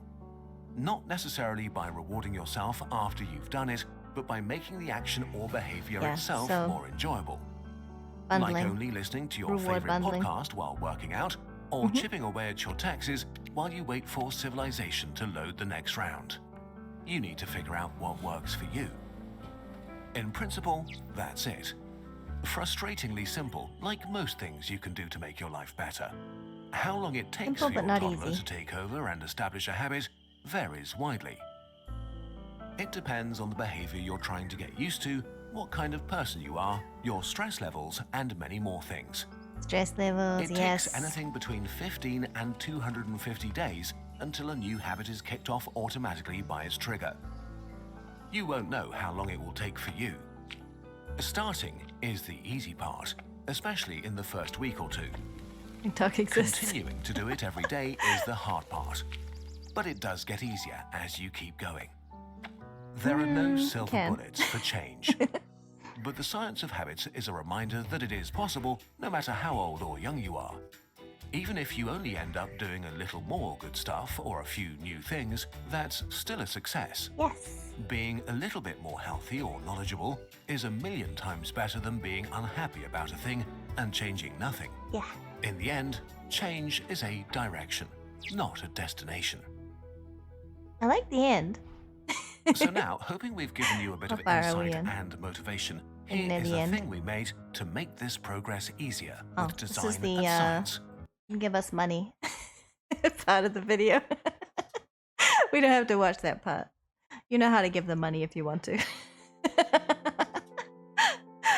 But yeah, I feel like some of those disclaimers at the end, they would have served pretty well at the start, because I feel like some people will start watching it and they'll go, oh, it's the same old advice about routines and like lizard brain and stuff, and they would just switch off. So if I was giving them advice, which I'm not, they're not asking for it, they're much more successful than I am. I would say to add some additional disclaimers at the start saying, you know, mileage may vary. This is dependent upon stress level, life circumstances, you know, the way your brain works. If you're neurodivergent, this may not apply, kind of thing. Ma'am, your kid has illegally built a pathway in the forest. Change in direction, not destination. Yeah, exactly. It's a path. Can we watch another? Sure. Does Coast Gazette have a give us money part in their videos? Yeah, they were selling a journal. A habit journal thing.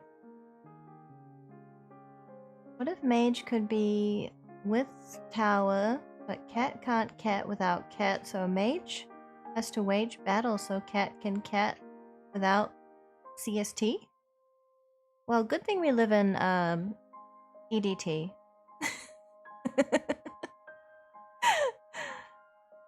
far more successful in our eyes. Oh, thank you, Connor.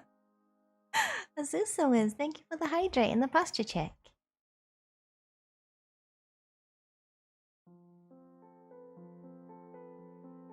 Lexia kicking in, yeah. Relatable. Yeah, it was merch, yeah. Meant cat at the end. Ah, okay. I still don't understand it any more than CST. You lost me on that train, I'm afraid. That train of thought went way over my head. It became a plane. Cat's got your tongue? Oh dear. Vivienne needs her claws trimmed, but right now she's sleeping on my sleeve. I'm getting quite overheated, but it's a small price to pay for having cat cuddles. It's going well. I am very tired. That's why we're doing cozy stream, but I hope you're doing well. Been nice hanging out with chat.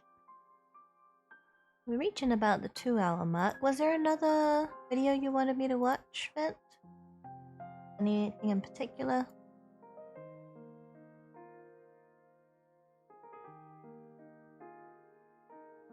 Oh, my model's also doing a thing. Let me just quickly fix that.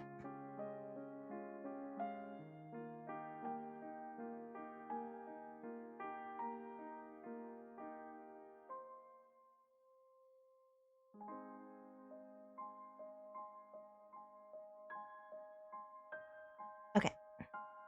There we go. That's better. And to recalibrate it. Invisibility, yes. Can you see what it has done? That's interesting. Let's have a look.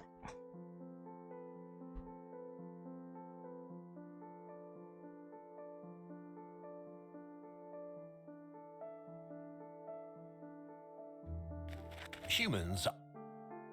Auto playing stuff. I'll take you over there so you can look through with me. We've got last human.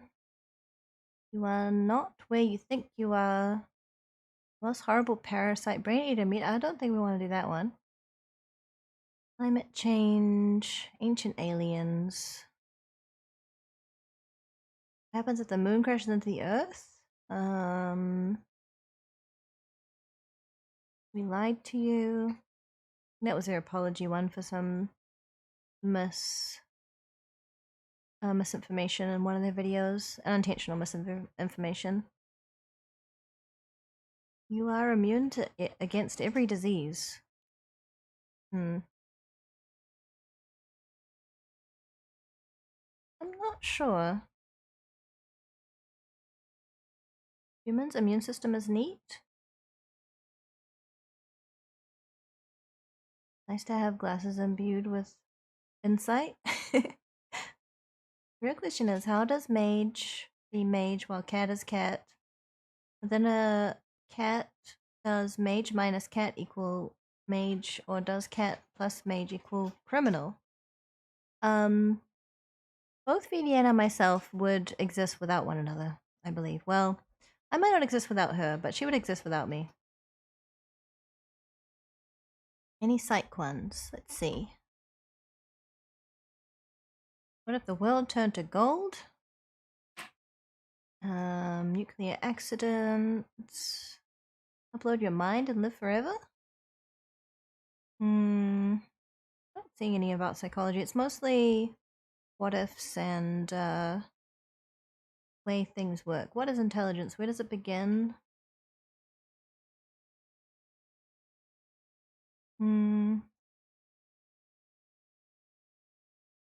Yeah, I think some of these might have a little bit of a bias that I'm not interested in, but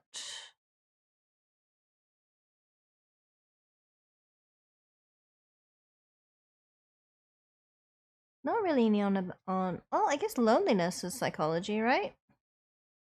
Let's see what the loneliness one, what they have to say about that one. I'll just hide the ad. I can figure out where I am. There I am. Sister. And this is my big sister Gaia. My name's Amelia. Everybody feels. Alright, ad skipped. Here we go. Loneliness.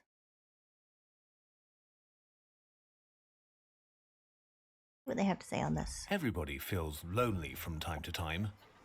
When we have no one to sit next to at lunch, when we move to a new city, or when nobody has time for us at the weekend. But over the last few decades, this occasional feeling has become chronic for millions. In the UK, 60% of 18 to 34-year-olds say they often feel lonely. Probably gone up since In the the pandemic. US, I think this is the older the year. 46% of the entire population feel lonely regularly.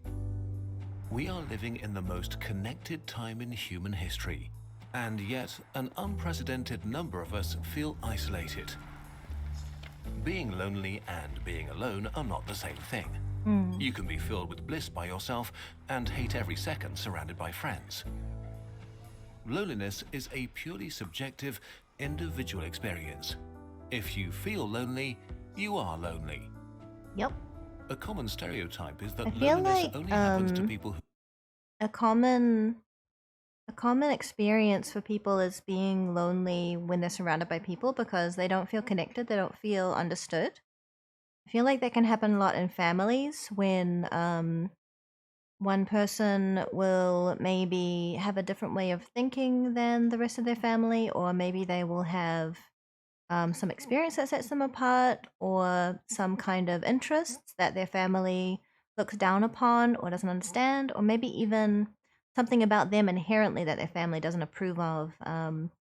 Gender, sexuality, their choice in partner, all those kinds of things as well can be very isolating. And even when we do our earnest best to connect people, we can find ourselves still feeling very lonely and alone, even in the company of others, and maybe especially in the company of others, if we feel that they don't understand us or maybe they even judge us. That can be really hard and very distressing, honestly, very heart-wrenching. But yeah, I'm glad that I have people in my life that I do feel accepted by and comfortable with, and I hope that even though I'm basically an internet stranger, that me being accepting of you will be helpful in some small way. Help you accept yourselves a little bit. who don't know how to talk to people or how to behave around others. But population-based studies have shown that social skills make practically no difference for adults when it comes to social connections. Loneliness can affect everybody. Money, fame, power, beauty, social skills, a great personality. Nothing can protect you against loneliness because it's part of your biology. Oh, an ad. Loneliness is a bodily function, like hunger. It is. Hunger makes you pay attention Survival to your mechanism. physical needs. Loneliness makes you pay attention to your social needs. Your body cares about your social needs because millions of years ago it was a great indicator of how likely you were to survive. And also procreate. Natural selection rewarded our ancestors for collaboration and for forming connections with each other. Our brains grew and became more and more fine-tuned to recognize what others thought and felt and to form and sustain social bonds. Again, disclaimer for neurotypical people.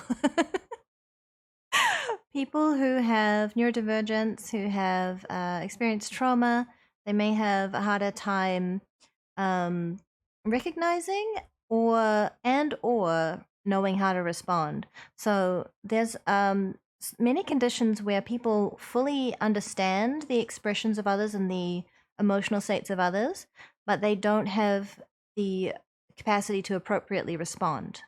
So that's a good thing to keep in mind. If you feel like you're socially inept, it's not just because you're bad at being social. Like, there is some reason that your brain is working the way it is, and feeling bad about it on top of that struggle, it's not really going to help you.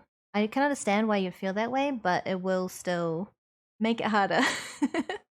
So trying to accept and work around it, work with your capacity is important, I think.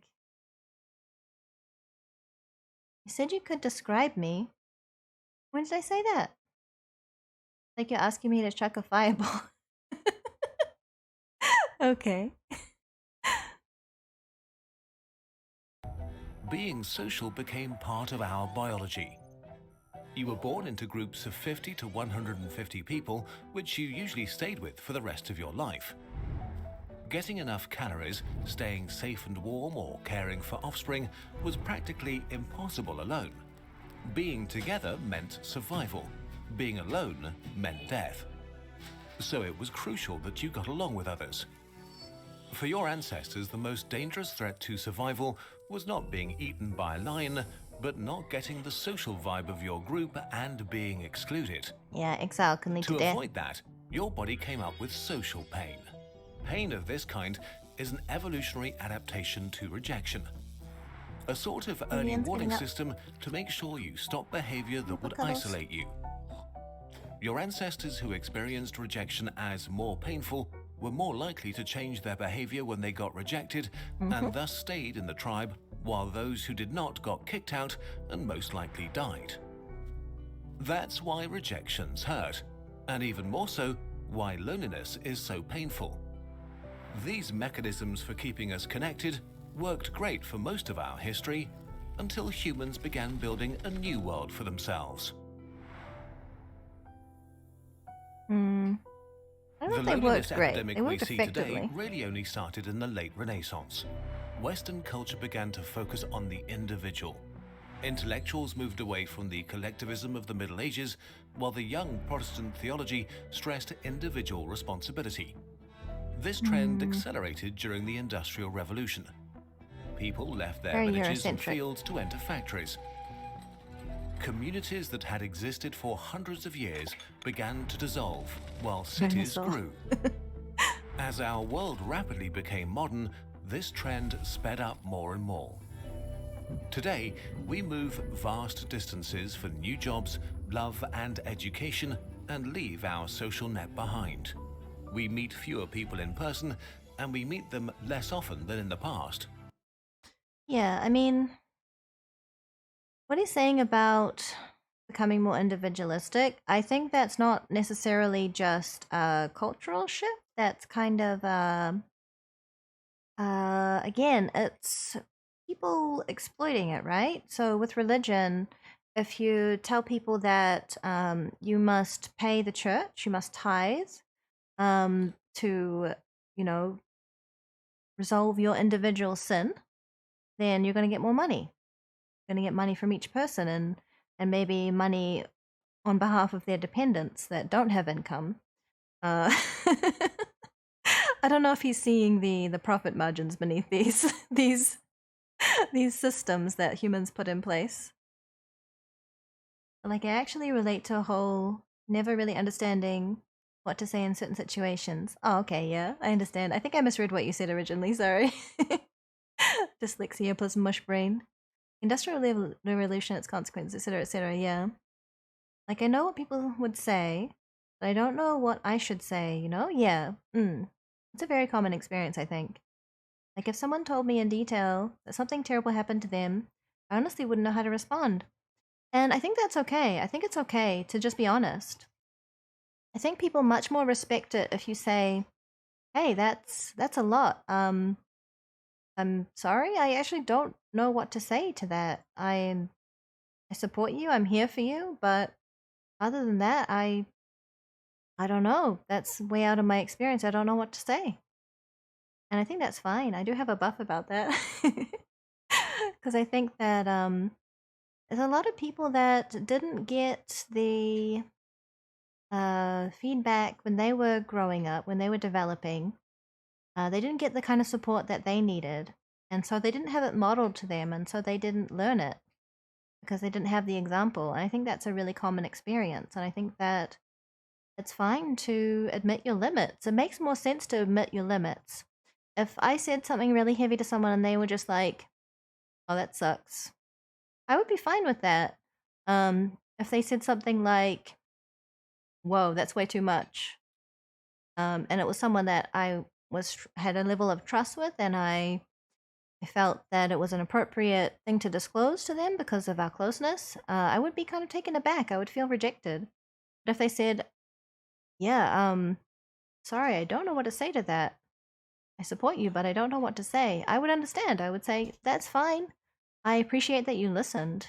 That's really meaningful for me, that you listened and you didn't judge me. I think that it's important to just kind of be honest sometimes in a gentle way.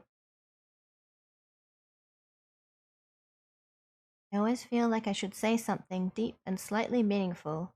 Yeah, and it's okay to not know. It's absolutely fine. You can just say, I don't know what to say. I'm here to listen, but I don't know what to say. Or if it is something that you're not prepared to talk about, you can also say, thanks for sharing that with me. I don't really have any advice. I don't really know what to say. I don't know if you're looking for advice. But I'm not really in an emotional space to talk further on this right now. Maybe we can talk about it later, or you can find another person to discuss it with. I don't have any judgment of you, but I also don't have the capacity for this right now. I think that's okay too. I'm here, bro. Yeah, here for you, bro. That's really powerful words. Just saying that you're here, that you listen, you don't judge, that you're open to trying to understand, even if it's way outside of your experience, that you're still there for them. It can be really powerful. That can be all someone really needs. Often there's an impulse, and I've had this impulse in the past too. I try to regulate it more now. I try not to give in to the impulse. If I find myself giving advice, then I will often ask for permission first.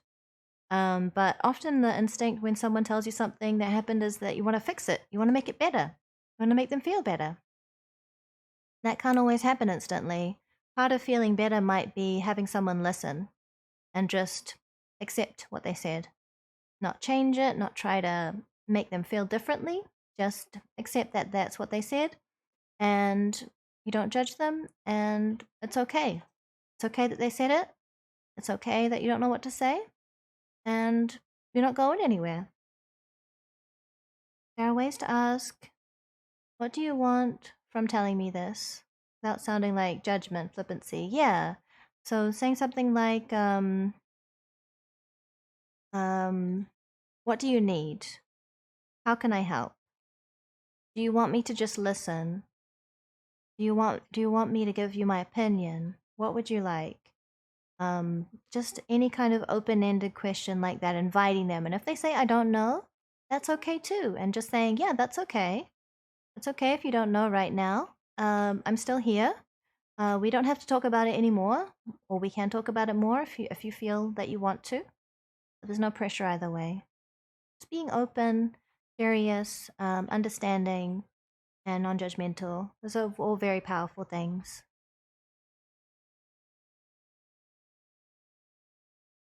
Watch some more. In the US, the mean number of close friends dropped from 3 in 1985 to 2 in 2011. Most people stumble into chronic loneliness by accident. You reach adulthood and become busy with work, university, romance, kids, and Netflix. There's just not enough time.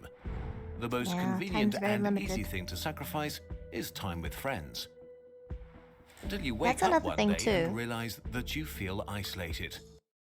That's a really common trap to fall into when getting into romantic relationships. Often people will focus on their partner exclusively to the detriment of all their other friendships. And then when their relationship might end, all relationships end one way or another, whether it's death do us part or, the relationship dissolves. They don't have those strong connections for friends to support them. Some friends can be really good when you approach them again and seek them out and try to reaffirm those connections. I've got friends that I message, once every 3 to 5 years. And we go, wow, really? Has it been that long? And it's like we never were apart. We just picked up where we left off. It's just an easy, comfortable relationship. But not all friendships are like that. Some friendships, they are they need more maintenance. And when you find those friends that you can just kind of pick up where you left off, they're to be treasured, but also it's not always guaranteed that it will work out that way. Give and take, and the important thing is letting them know you want to give, even if you don't know how right then. Yes, I agree. So just being open to meeting their needs if they eventually know what they are, if they know that what they are now.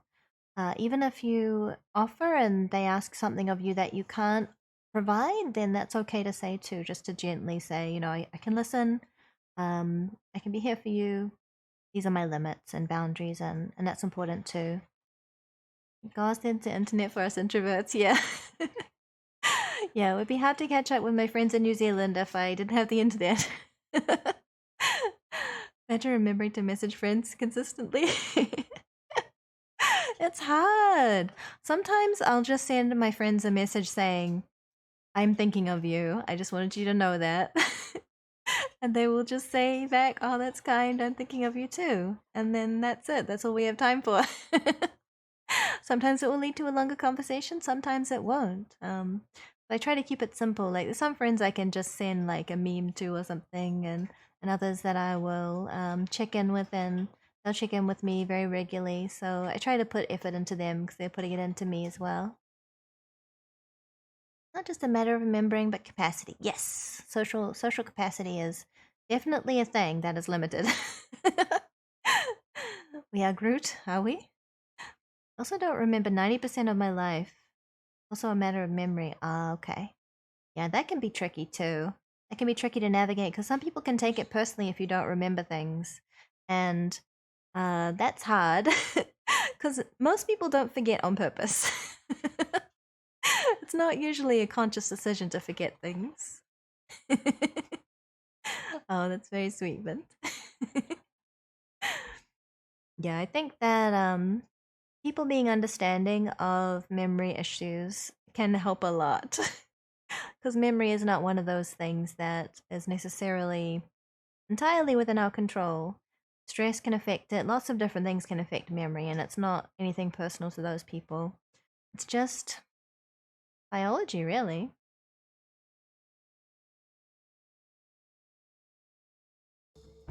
That you yearn for close relationships. But it's hard to find close connections as adults, and so loneliness can become chronic.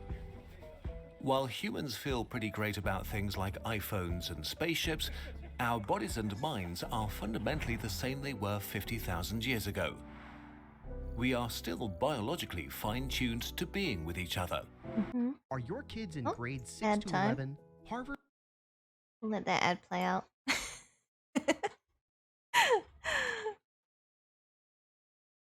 Has made SAT and ACT score submission optional on the audio.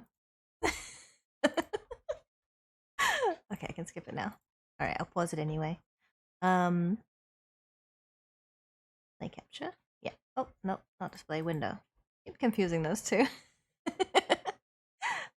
One of the cruelest things is that stress/anxiety can destroy your memory, which is something to be stressed/anxious about. Yeah, it's like a cycle, right? And anxiety can also make it harder for you to just reach out again because you might think, oh, it's been too long. Oh, they messaged me that one time a month ago and I didn't get back to them. They're probably mad at me.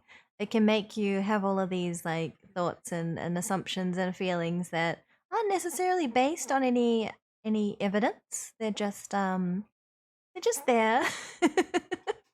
They're just there. They're always there. It can make it really rough. One of your favorite channels? Bent wanted me to watch the one we watched earlier. I don't remember what it was called. I can't remember now. Oh, I can look at it in Discord where Bent linked it. How to Change. That was the one we watched first. Now we're watching one about loneliness. It's an important topic, I think.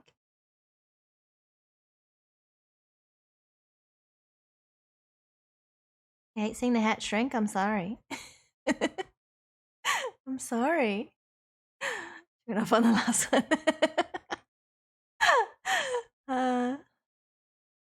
Very sad.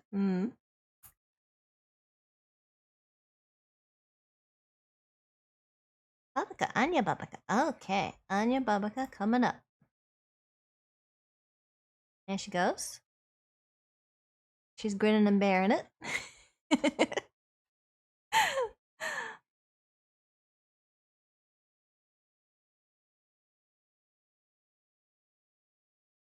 Ghost Babuka? No, it's Anya Babuka. Have you seen Spy Family?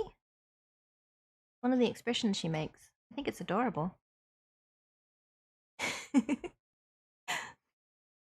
let's watch the next part of the loneliness one. Face haunts you. Do you know the context of it? I won't spoil it for anyone that hasn't seen it, but I think the context is really, really interesting. It makes it a lot more endearing to me than just like, it's not just a troll face. Babuka is Babuka with Babuka. Mm-hmm.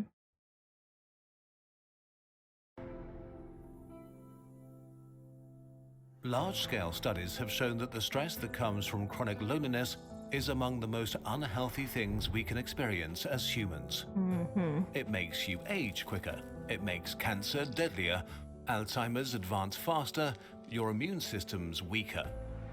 Loneliness is twice as deadly as obesity and as deadly as smoking a pack of cigarettes a day. That thing about loneliness progressing Alzheimer's, we might not think about it this way, but the social processes involved and the brain processes Okay, my word recall is falling off a cliff. The neurological processes involved in socializing are quite complex and quite it's quite a workout for the brain. So it makes sense to me that if we're not exercising that it can cause, more decline in those skills. And what they're learning about deteriorating brain in elderly people, like dementia, Alzheimer's, is that it's to do with a process related to plaques in the brain. So when you sleep, there's actually a process where the brain clears out waste products from the brain fluid. And often an association between issues with sleep, loneliness, and dementia. It all seems to be correlated, and it might have a causal effect because of what I mentioned about the cleaning process in the brain. So it makes sense to me that if you are suffering from loneliness, and that could also lead to depression, which could also lead to insomnia, maybe, it kind of has this flow-on effect of compounding issues, right? Started watching Spy Family Saturday. Could instantly understand the hype. Yeah, it's so good. I love it.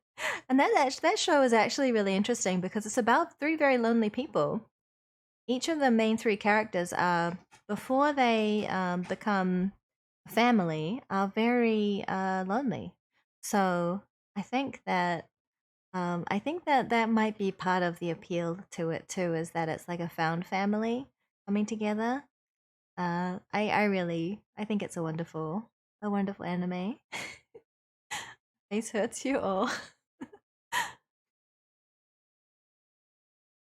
Sometimes I feel that Kurt's video is saying that thing you're struggling with is also killing you, by the way. It's a little necessary. Yeah. It's like, thanks, that'll help me sleep. That'll put me at ease and help me sleep. It doesn't increase my anxiety at all. Okay, sometimes you'll hear stats like, if you had this experience in your life, or you had this genetic propensity or whatever, then you're this much more likely to increase whatever. That's for people that don't seek any help with it. So if you quit smoking, that your body pretty quickly repairs itself. If you eat more nutritious food and you do gentle exercise, you pretty quickly start to see benefits from that, and risk factors go down. So when people are talking about like, diseases related to certain lifestyle habits, you can always reduce your risk by changing those behaviors. And even if you don't completely cut out the behavior, even if you just reduce it or minimize it in some way, then that is a positive step. It's not like an all or nothing. Like sometimes people will think, well, I can't quit, so therefore I'll just do as much as I want. And it's really not how it works. Like there are people that will do very risky things, like smoke for a very long time, and they won't develop cancer. So it is a kind of a gamble, but you can always, reduce your odds of winning the unhappy lottery, as it was. So I think in terms of saying, well, this increases your risk factors, you also have to understand with statistics, people often will kind of manipulate statistics. So if you say, for example, eating French fries increases your risk of like cancer, it might increase it from 0.0001% to 0.0002%. Like it's still a very low chance, but it still is doubling it. That's a doubling of the risk, but it's still less than 1%, right? So in terms of like pop culture communication about statistics, I'm always skeptical because usually the risks are very low. Unless it runs in your family, it's probably quite low. And if it does run in your family, then getting, checked and testing regularly makes sense. If it doesn't, then, you can do things to lower your risk, but also just stressing about it, is not necessary. You don't have to stress too much about it. You love French fries. French fries are good. French fries are a wonderful vehicle for ketchup. Maybe don't eat French fries for every meal, but French fries are okay. French fries are fine. Kind of equivalent of WebMD linking mundane symptoms to cancer. Yeah. What? You have the sniffles? Oh, that's brain cancer. No, I have allergies. Stop it. Yeah, so I just wanted to make that point about statistics as well. The most dangerous thing about it is that once it becomes chronic, it can become self-sustaining. Physical and social pain use common mechanisms in your brain. Both feel like a threat, and so social pain leads to immediate and defensive behavior when it's inflicted on you. When loneliness becomes chronic, your brain goes into self-preservation mode. It starts to see danger and hostility everywhere. But that's not all. Some studies found that when you're lonely, your brain is much more receptive and alert to social signals, while at the same time, it gets worse at interpreting them correctly. You pay more attention to others, but you understand them less. That's the cruel. part of your brain that recognizes faces gets out of tune and becomes more likely to categorize neutral faces as hostile, which makes it distrustful of others. Loneliness makes you assume the worst about others' intentions towards you. Because of this perceived hostile world, you can become more self-centered to protect yourself, which can make you appear more cold, unfriendly, and socially awkward than you really are. Yeah, so I guess that what comes to mind for me with that is when people become very isolated, say for example, elderly people, maybe that they live alone, and they become very defensive, even when they're not under threat, but they perceive threat, everywhere. Like they looking out their blinds and seeing someone idling in their car, and they think, oh, they're going to break in. Even though their intention is neutral, like they don't know their intention, the action is neutral. They're just idling in their car. They might be waiting for someone.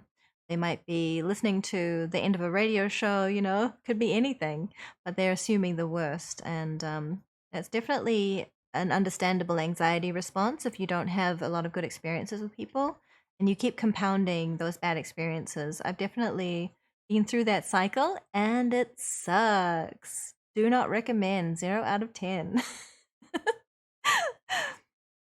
Self-sustaining of loneliness is mean, yeah. Your brain gotta do that.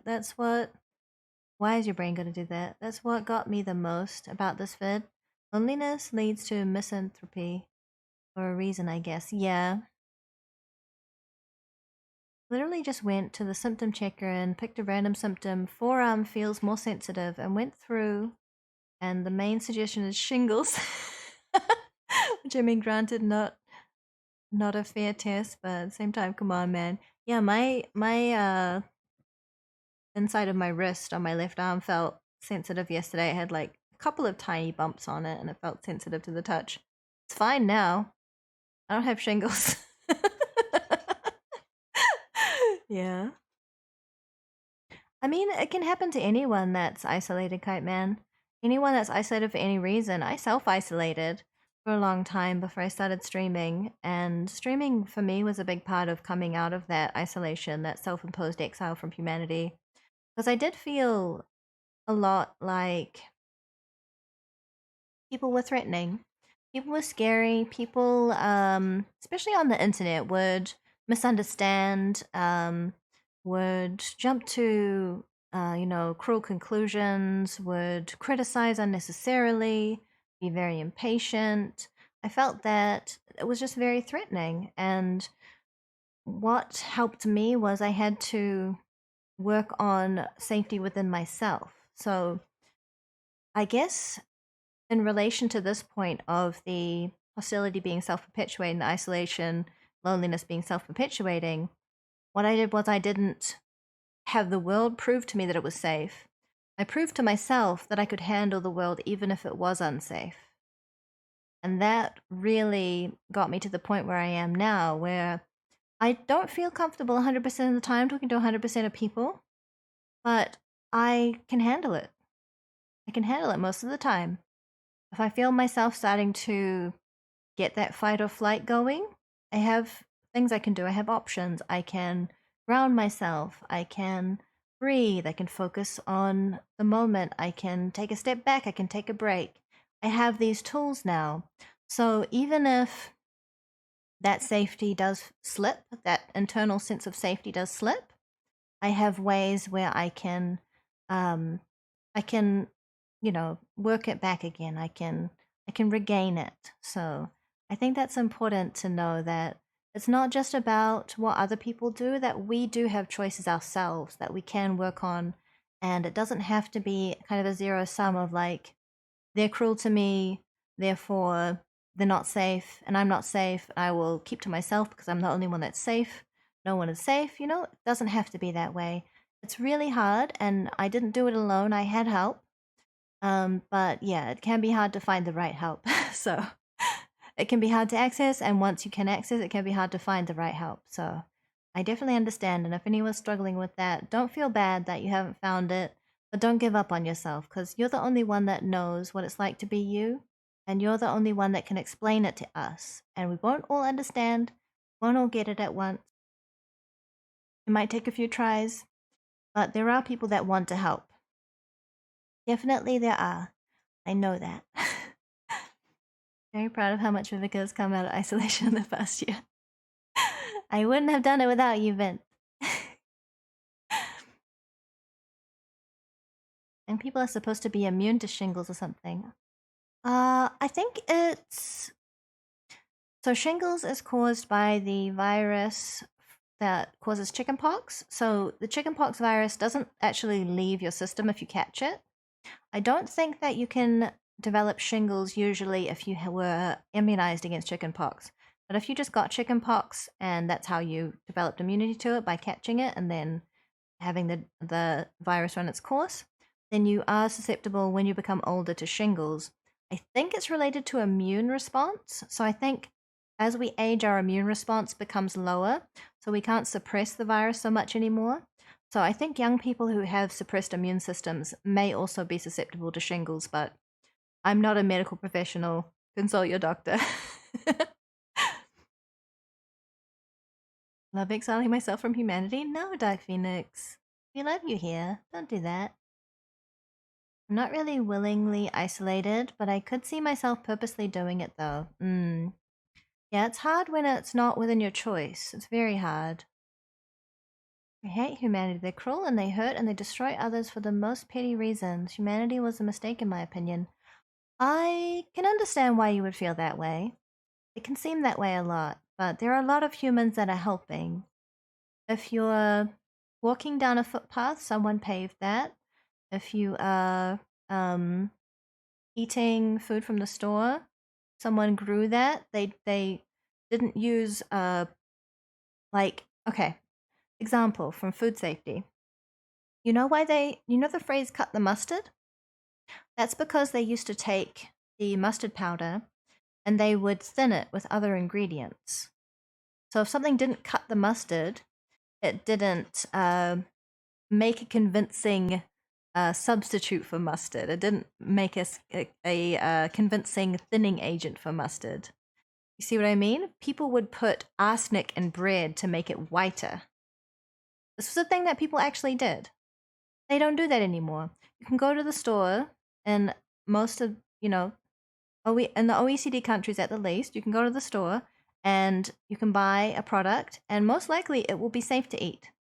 And if there are like listeria outbreaks or something, then there's usually systems in place that will have them recall those products and, test and make sure that it's safe. That's all humans. Humans are all doing that.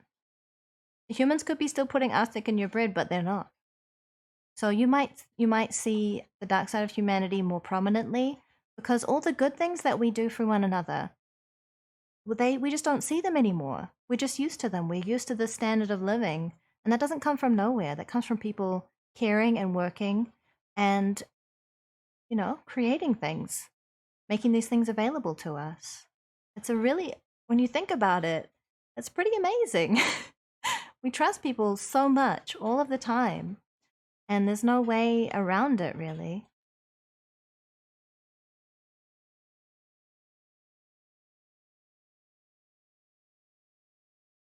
Cut the mustard stinky. I think you're thinking of cut the cheese, Vint. They do bleach it, white bread, not literally bleach, but they make it artificially more white. They do, yeah, but they no longer use arsenic to do that. They no longer put literal poison in the bread. I wish the Good News was more newsworthy. There is a website if you're interested, the Good News Network. They do run a lot of genuinely positive, not just fluff pieces, but genuinely positive news. So if you're craving good news, look up the Good News Network. They have some good articles. Breaking news, road is paved. Grocery stores offer free curbside pickup during an emergency. Yeah, see, these are just things that we take for granted. Where I live, I can breathe the air safely. I can drink the tap water safely. That's not the case for everywhere in the world. I don't take these things for granted. They're not invisible to me because I choose to make an effort to see them. If I didn't choose to make an effort to see them, I would just not think about it. I would just think about all the bad things, but I choose to see the full spectrum. I don't turn away from the bad things that humanity does. I don't turn away from the positive things that they do. I see all of it, and I understand that there are factors related to all of it, good and bad, things motivating pro-social and things motivating antisocial behavior. Breaking news. New York City exists. Millions of humans are stacked on top of one another. Most do not kill one another, yeah. That's pretty amazing, considering that we came from, small groups of warring people that were terrified of one another. Why don't they replace arsenic with chlorine for better bleaching? They don't have arsenic in bread anymore, fortunately. I think it's just what was available at the time.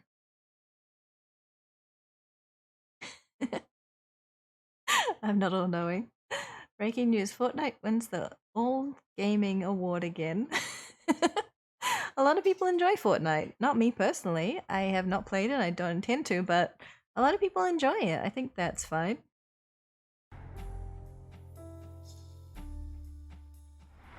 If loneliness has become a strong presence in your life, the first thing you can do is to try to recognize the vicious cycle you may be trapped in. It usually goes something like this. An initial feeling of isolation leads to feelings of tension and sadness, which makes you focus your attention selectively on negative interactions with others. This makes your thoughts about yourself and others more negative, which then changes your behavior. You begin to avoid social interaction, which leads to more feelings of isolation. This cycle becomes more severe and harder to escape each time. Loneliness makes you sit far away from others in class. not answer the phone when friends call, decline invitations Who until answers the phone when friends call? Come on. Each and every one of us has a story about ourselves. Text me, and man. if your story becomes that people exclude you, others pick up on that. And so the outside world can become the way you feel about it. Huh. 40% of 25 Feel about ads.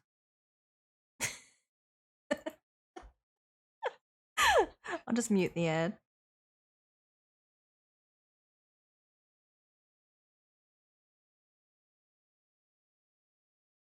Okay. Friends calling, right? Just text me. I accidentally hit the call button on Discord to vent the other day, and I was like, oh no, I'm sorry. I fumbled my phone one time and accidentally called a friend, and I quickly hung up. Just like, was that intentional? I was like, no, I fumbled my phone, sorry. Often a slow creeping process that takes years and can end in depression and a mental state that prevents connections even if you yearn for them. The first thing you can do to escape it is to accept that loneliness is a totally normal feeling and nothing to be ashamed of. Literally everybody feels lonely at some point in their life. It's a universal human experience.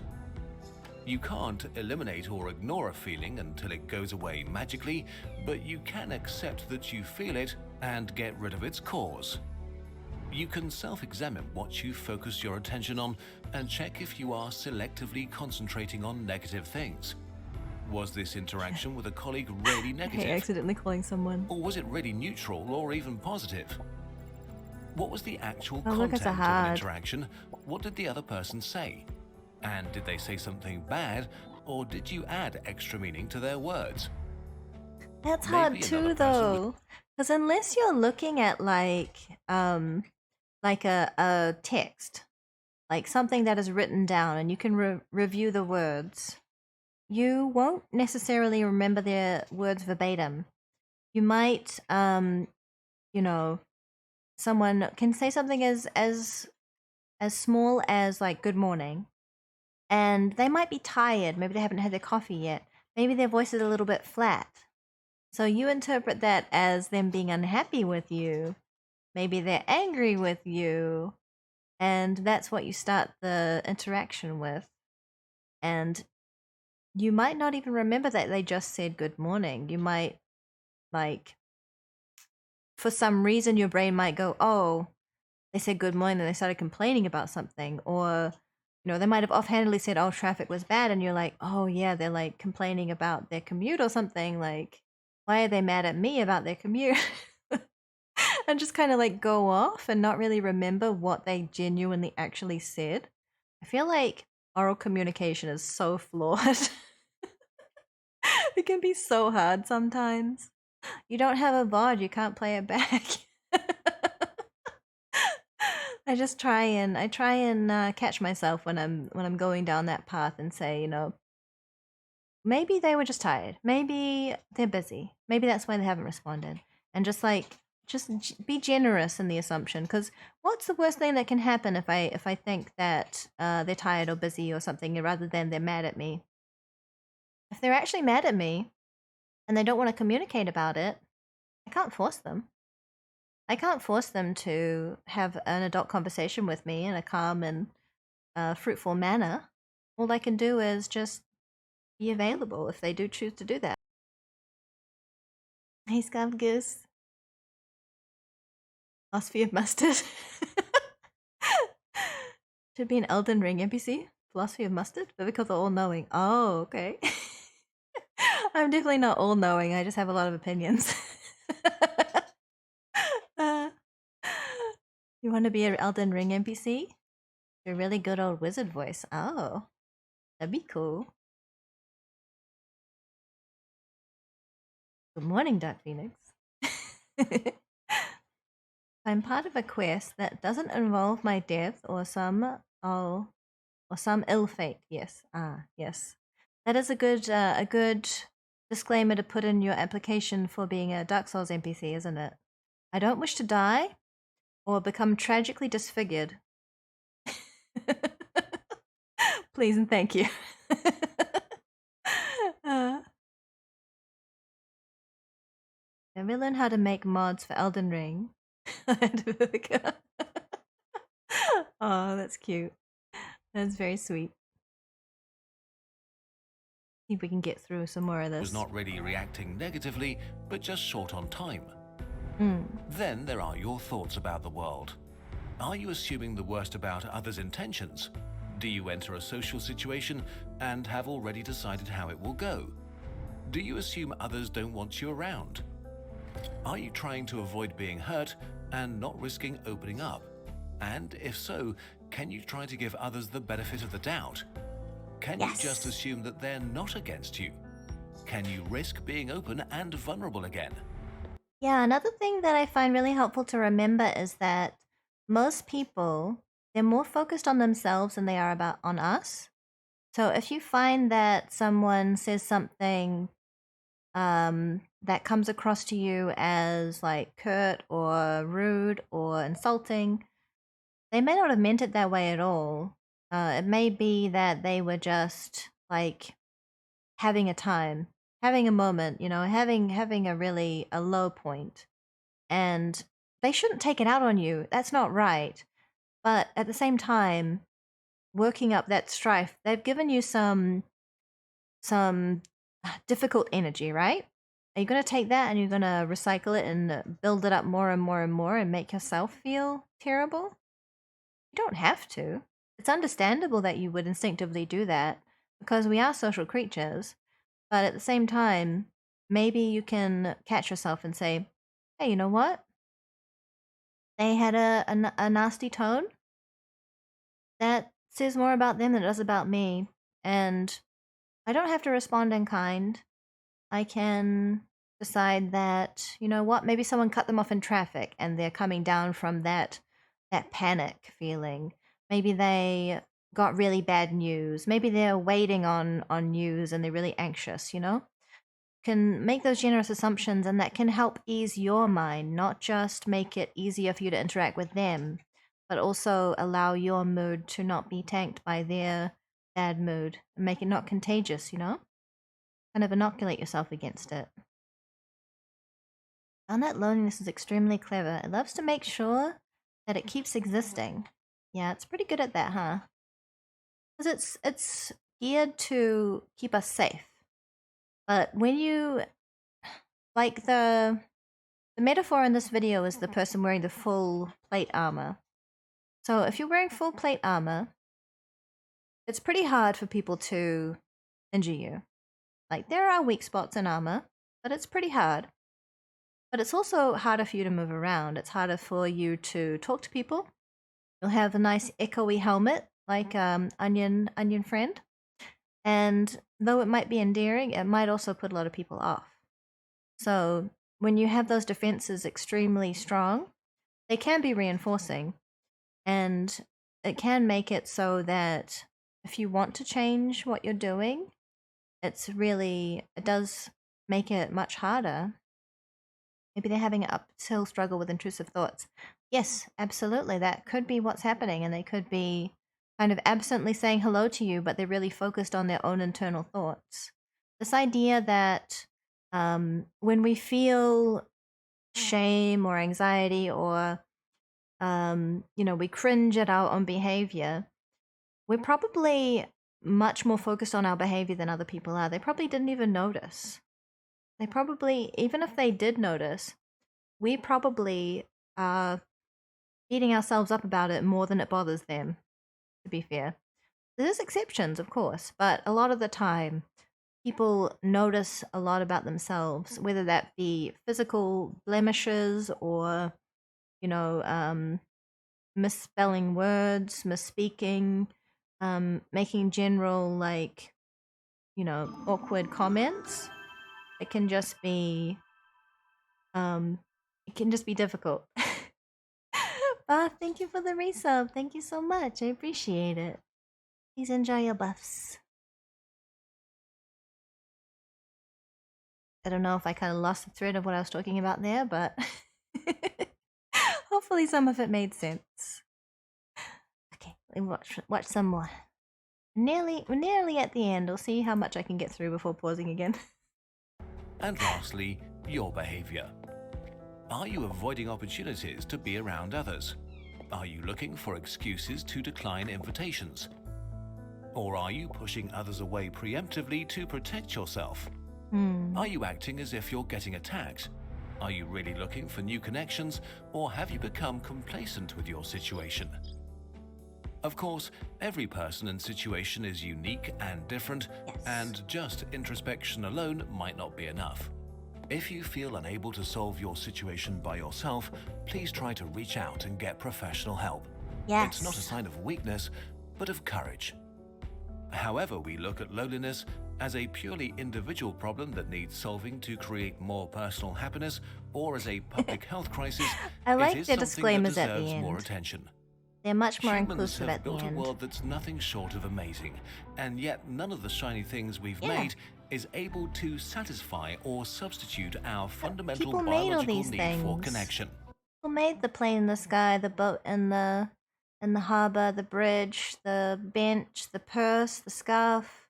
People planted those trees. Those trees weren't just there. They're probably landscape trees because it's within a urban environment, so they were probably purposely planted there. Someone built that walls, paved the road. They're surrounded by the efforts of other people. However you want to decide that the people were motivated to make those efforts, they still did.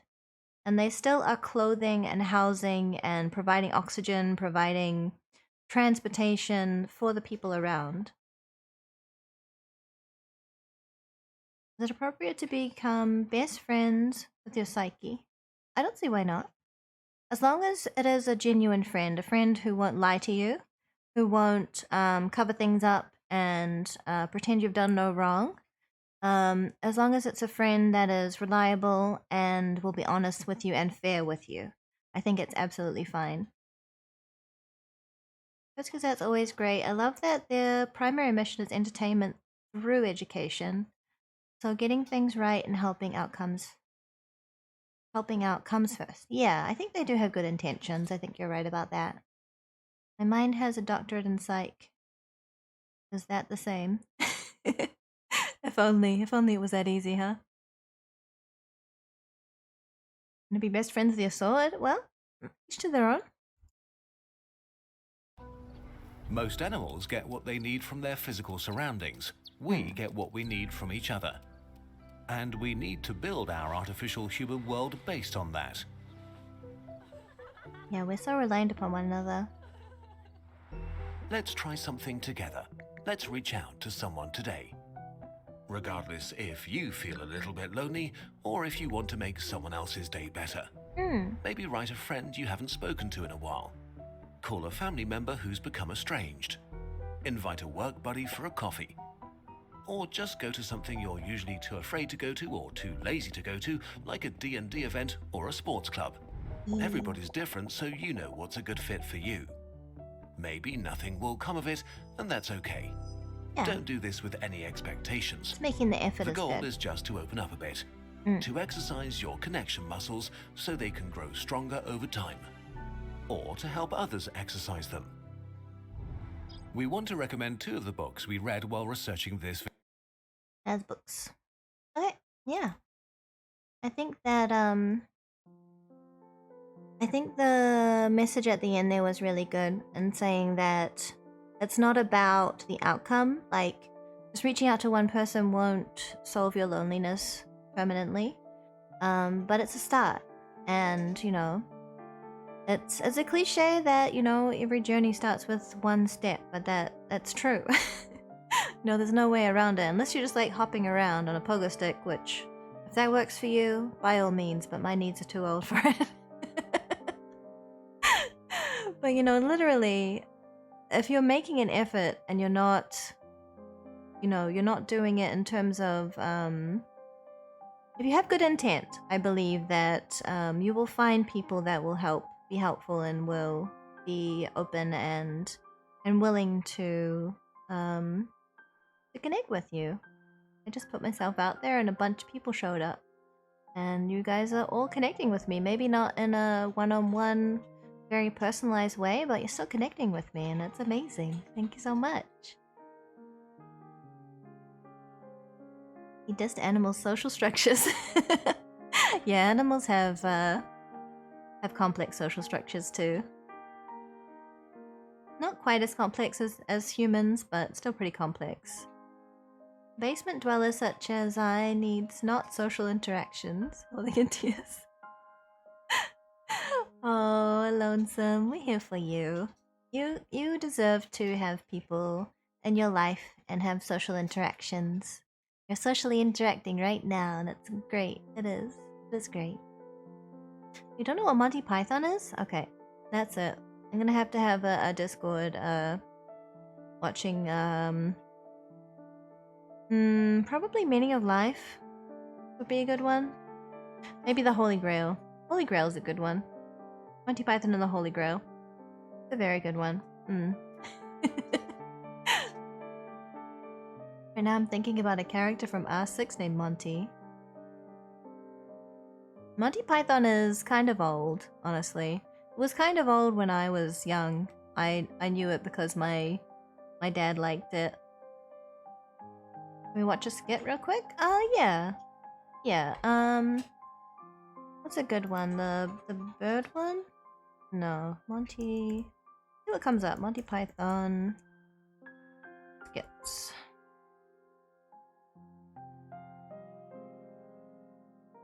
Monty Python sketches. Oh, it's not on YouTube anymore. I want to be on YouTube.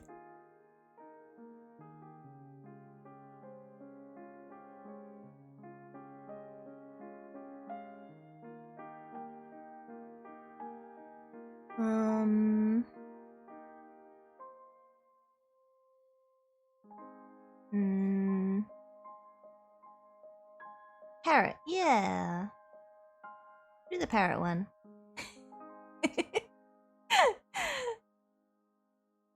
Yeah, it's old. It's pretty old these days, but it's still good. No insurance.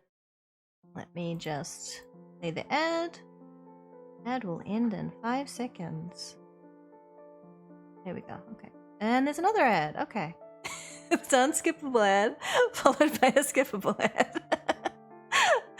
Good work, YouTube. Okay. So, Monty Python sketch.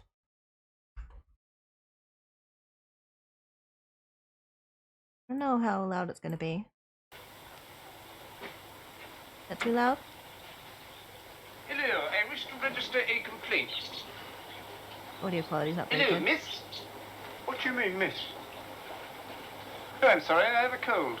I wish to make a complaint. Oh, sorry, we're closing for lunch. Never mind that, my lad. I wish to complain about this parrot. What I purchased not half an hour ago from this very boutique. Oh, yes, the Norwegian blue. What's wrong with it? I'll tell you what's wrong with it, my lad. It's dead. That's what's wrong with it. No, it's resting, look. Look, my lad, I know a dead parrot when I see one, and I'm looking at one right now. No, that's not dead, it's resting. Resting? Yeah, resting. Remarkable bird, the Norwegian blue, innit? Beautiful plumage. The plumage don't enter into it. It's stone dead. No, it's resting.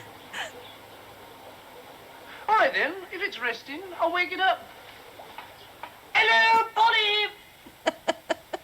I've got a nice fresh cuttlefish for you if you wake up, Mr. Polly Parrot! No, he moved. No, he didn't. That was you pushing the cage. I didn't. Yes, you did.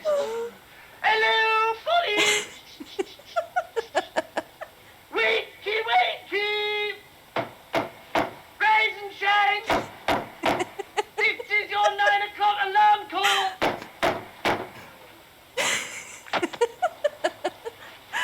Now that's what I call a dead parrot. No, he's stunned. Stunned? Yeah, you stunned him just as he was waking up. Norwegian blue stun easily. I don't have enough of this. That parrot is definitely deceased. And when I bought it not half an hour ago, you assured me that its total lack of movement was due to it being tired and shagged out after a long squawk. Oh, he's pining for the fields.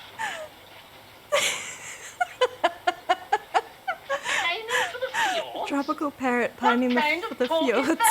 Look, why did it fall flat on its back the moment I got it home? Oh, well, the Norwegian blue prefers keeping on its back. beautiful plumage. Look, I took the liberty of examining that parrot, and I discovered that the only reason that it had been sitting on its perch in the first place was that it had been nailed there. Oh, and of course it was nailed there. I mean, if I hadn't nailed it there, it would have muscled up to those bars and boom! Look here, mate.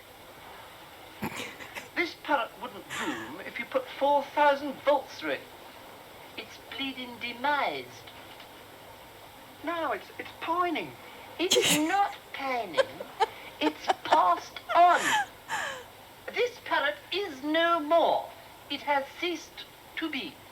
It's expired and gone to see its maker. This is a late parrot. It's a stiff, bereft of life. It rests in peace. If you hadn't nailed it to the perch, it would be pushing up the daisies. It's rung down the curtain and joined the choir invisible. This is an ex-parrot. Well, I'd better replace it. That's what I'm referring to when I say it's an ex-knight. Complained you're blue in the nose. Sorry, Squire, I've had a look. We're right out of parrots. I see. I get the picture. I've got a slug. Does it talk? Not really. Well, it's scarcely a replacement then, is it? Listen, I didn't want to work in a pet shop. I wanted to be a lumberjack. I'm sorry, this is irrelevant, isn't it? Yes! A lumberjack! Leaping from tree to tree as they float down the mighty rivers of British Columbia. The giant redwood. The larch. The fir. He was pining for the fjords, yeah. Pine. What about my bloody parrot? The smell of fresh-cut timber. The crash of mighty trees. With my best girl by my side, we'd sing, sing. It definitely goes hard. I'm a lumberjack and I'm okay. I sleep all night and I work all day. He's a lumberjack and he's okay. He sleeps all night and he works all day. I cut down trees, I eat my lunch, I go to the laboratory. On Wednesday I go shopping and have buttered scones for tea. He cuts down trees, he eats his lunch, he goes to the laboratory. Oh, I might get mad. Yeah, I might get muted. It's so good though. If you look up Parrot Sketch and Lumberjack song, the song gets better, by the way. It does get better. Oh, it's so great. Yeah, I don't want to get copyright issues. There's a part where he goes, I'm a lumberjack and I'm okay. I sleep all night and I work all day. Oh, what's it? How does it go? I used to know it.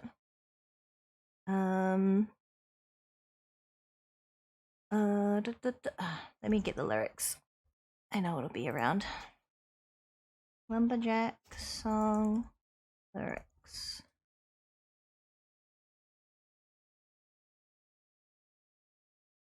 Okay, here we go. I'm a lumberjack and I'm okay. I sleep all night and I work all day. I cut down trees, I wear high heels, suspendies and a bra. I wish I'd been a girlie, just like my dear papa. And he's cutting down trees wearing high heels. And they all like walk off, like all the other singers, like they're like, what? What? And they like leave him. Oh, so good. They're not true friends. They don't understand his inner lumberjack, but you know, still a good sketch. Oh, my face hurts now. Yeah, like my dear papa. I love Monty Python. So good. I'm all out of water. But I think that 3 hours was where I was gonna end it. I'm a lumberjack. Yeah. Yep. You got me. Yeah, 1.5 is actually just my lumberjack suit. I'm sorry. Sorry to disappoint. It was all a lie.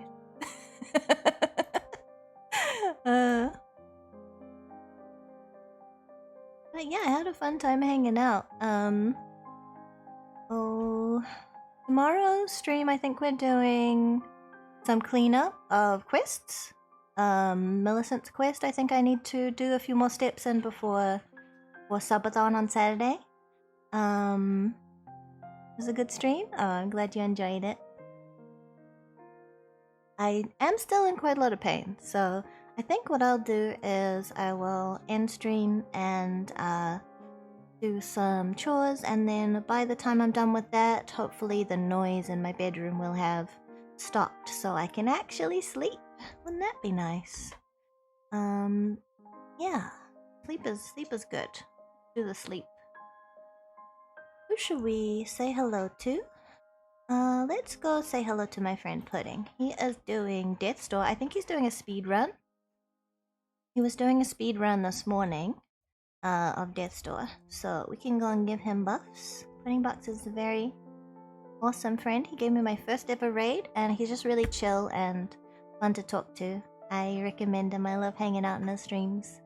So if you would like to come and say hello to Pudding with me, I would really appreciate it. But if you have other things to do, you have to take care of yourself, you need to rest, I understand.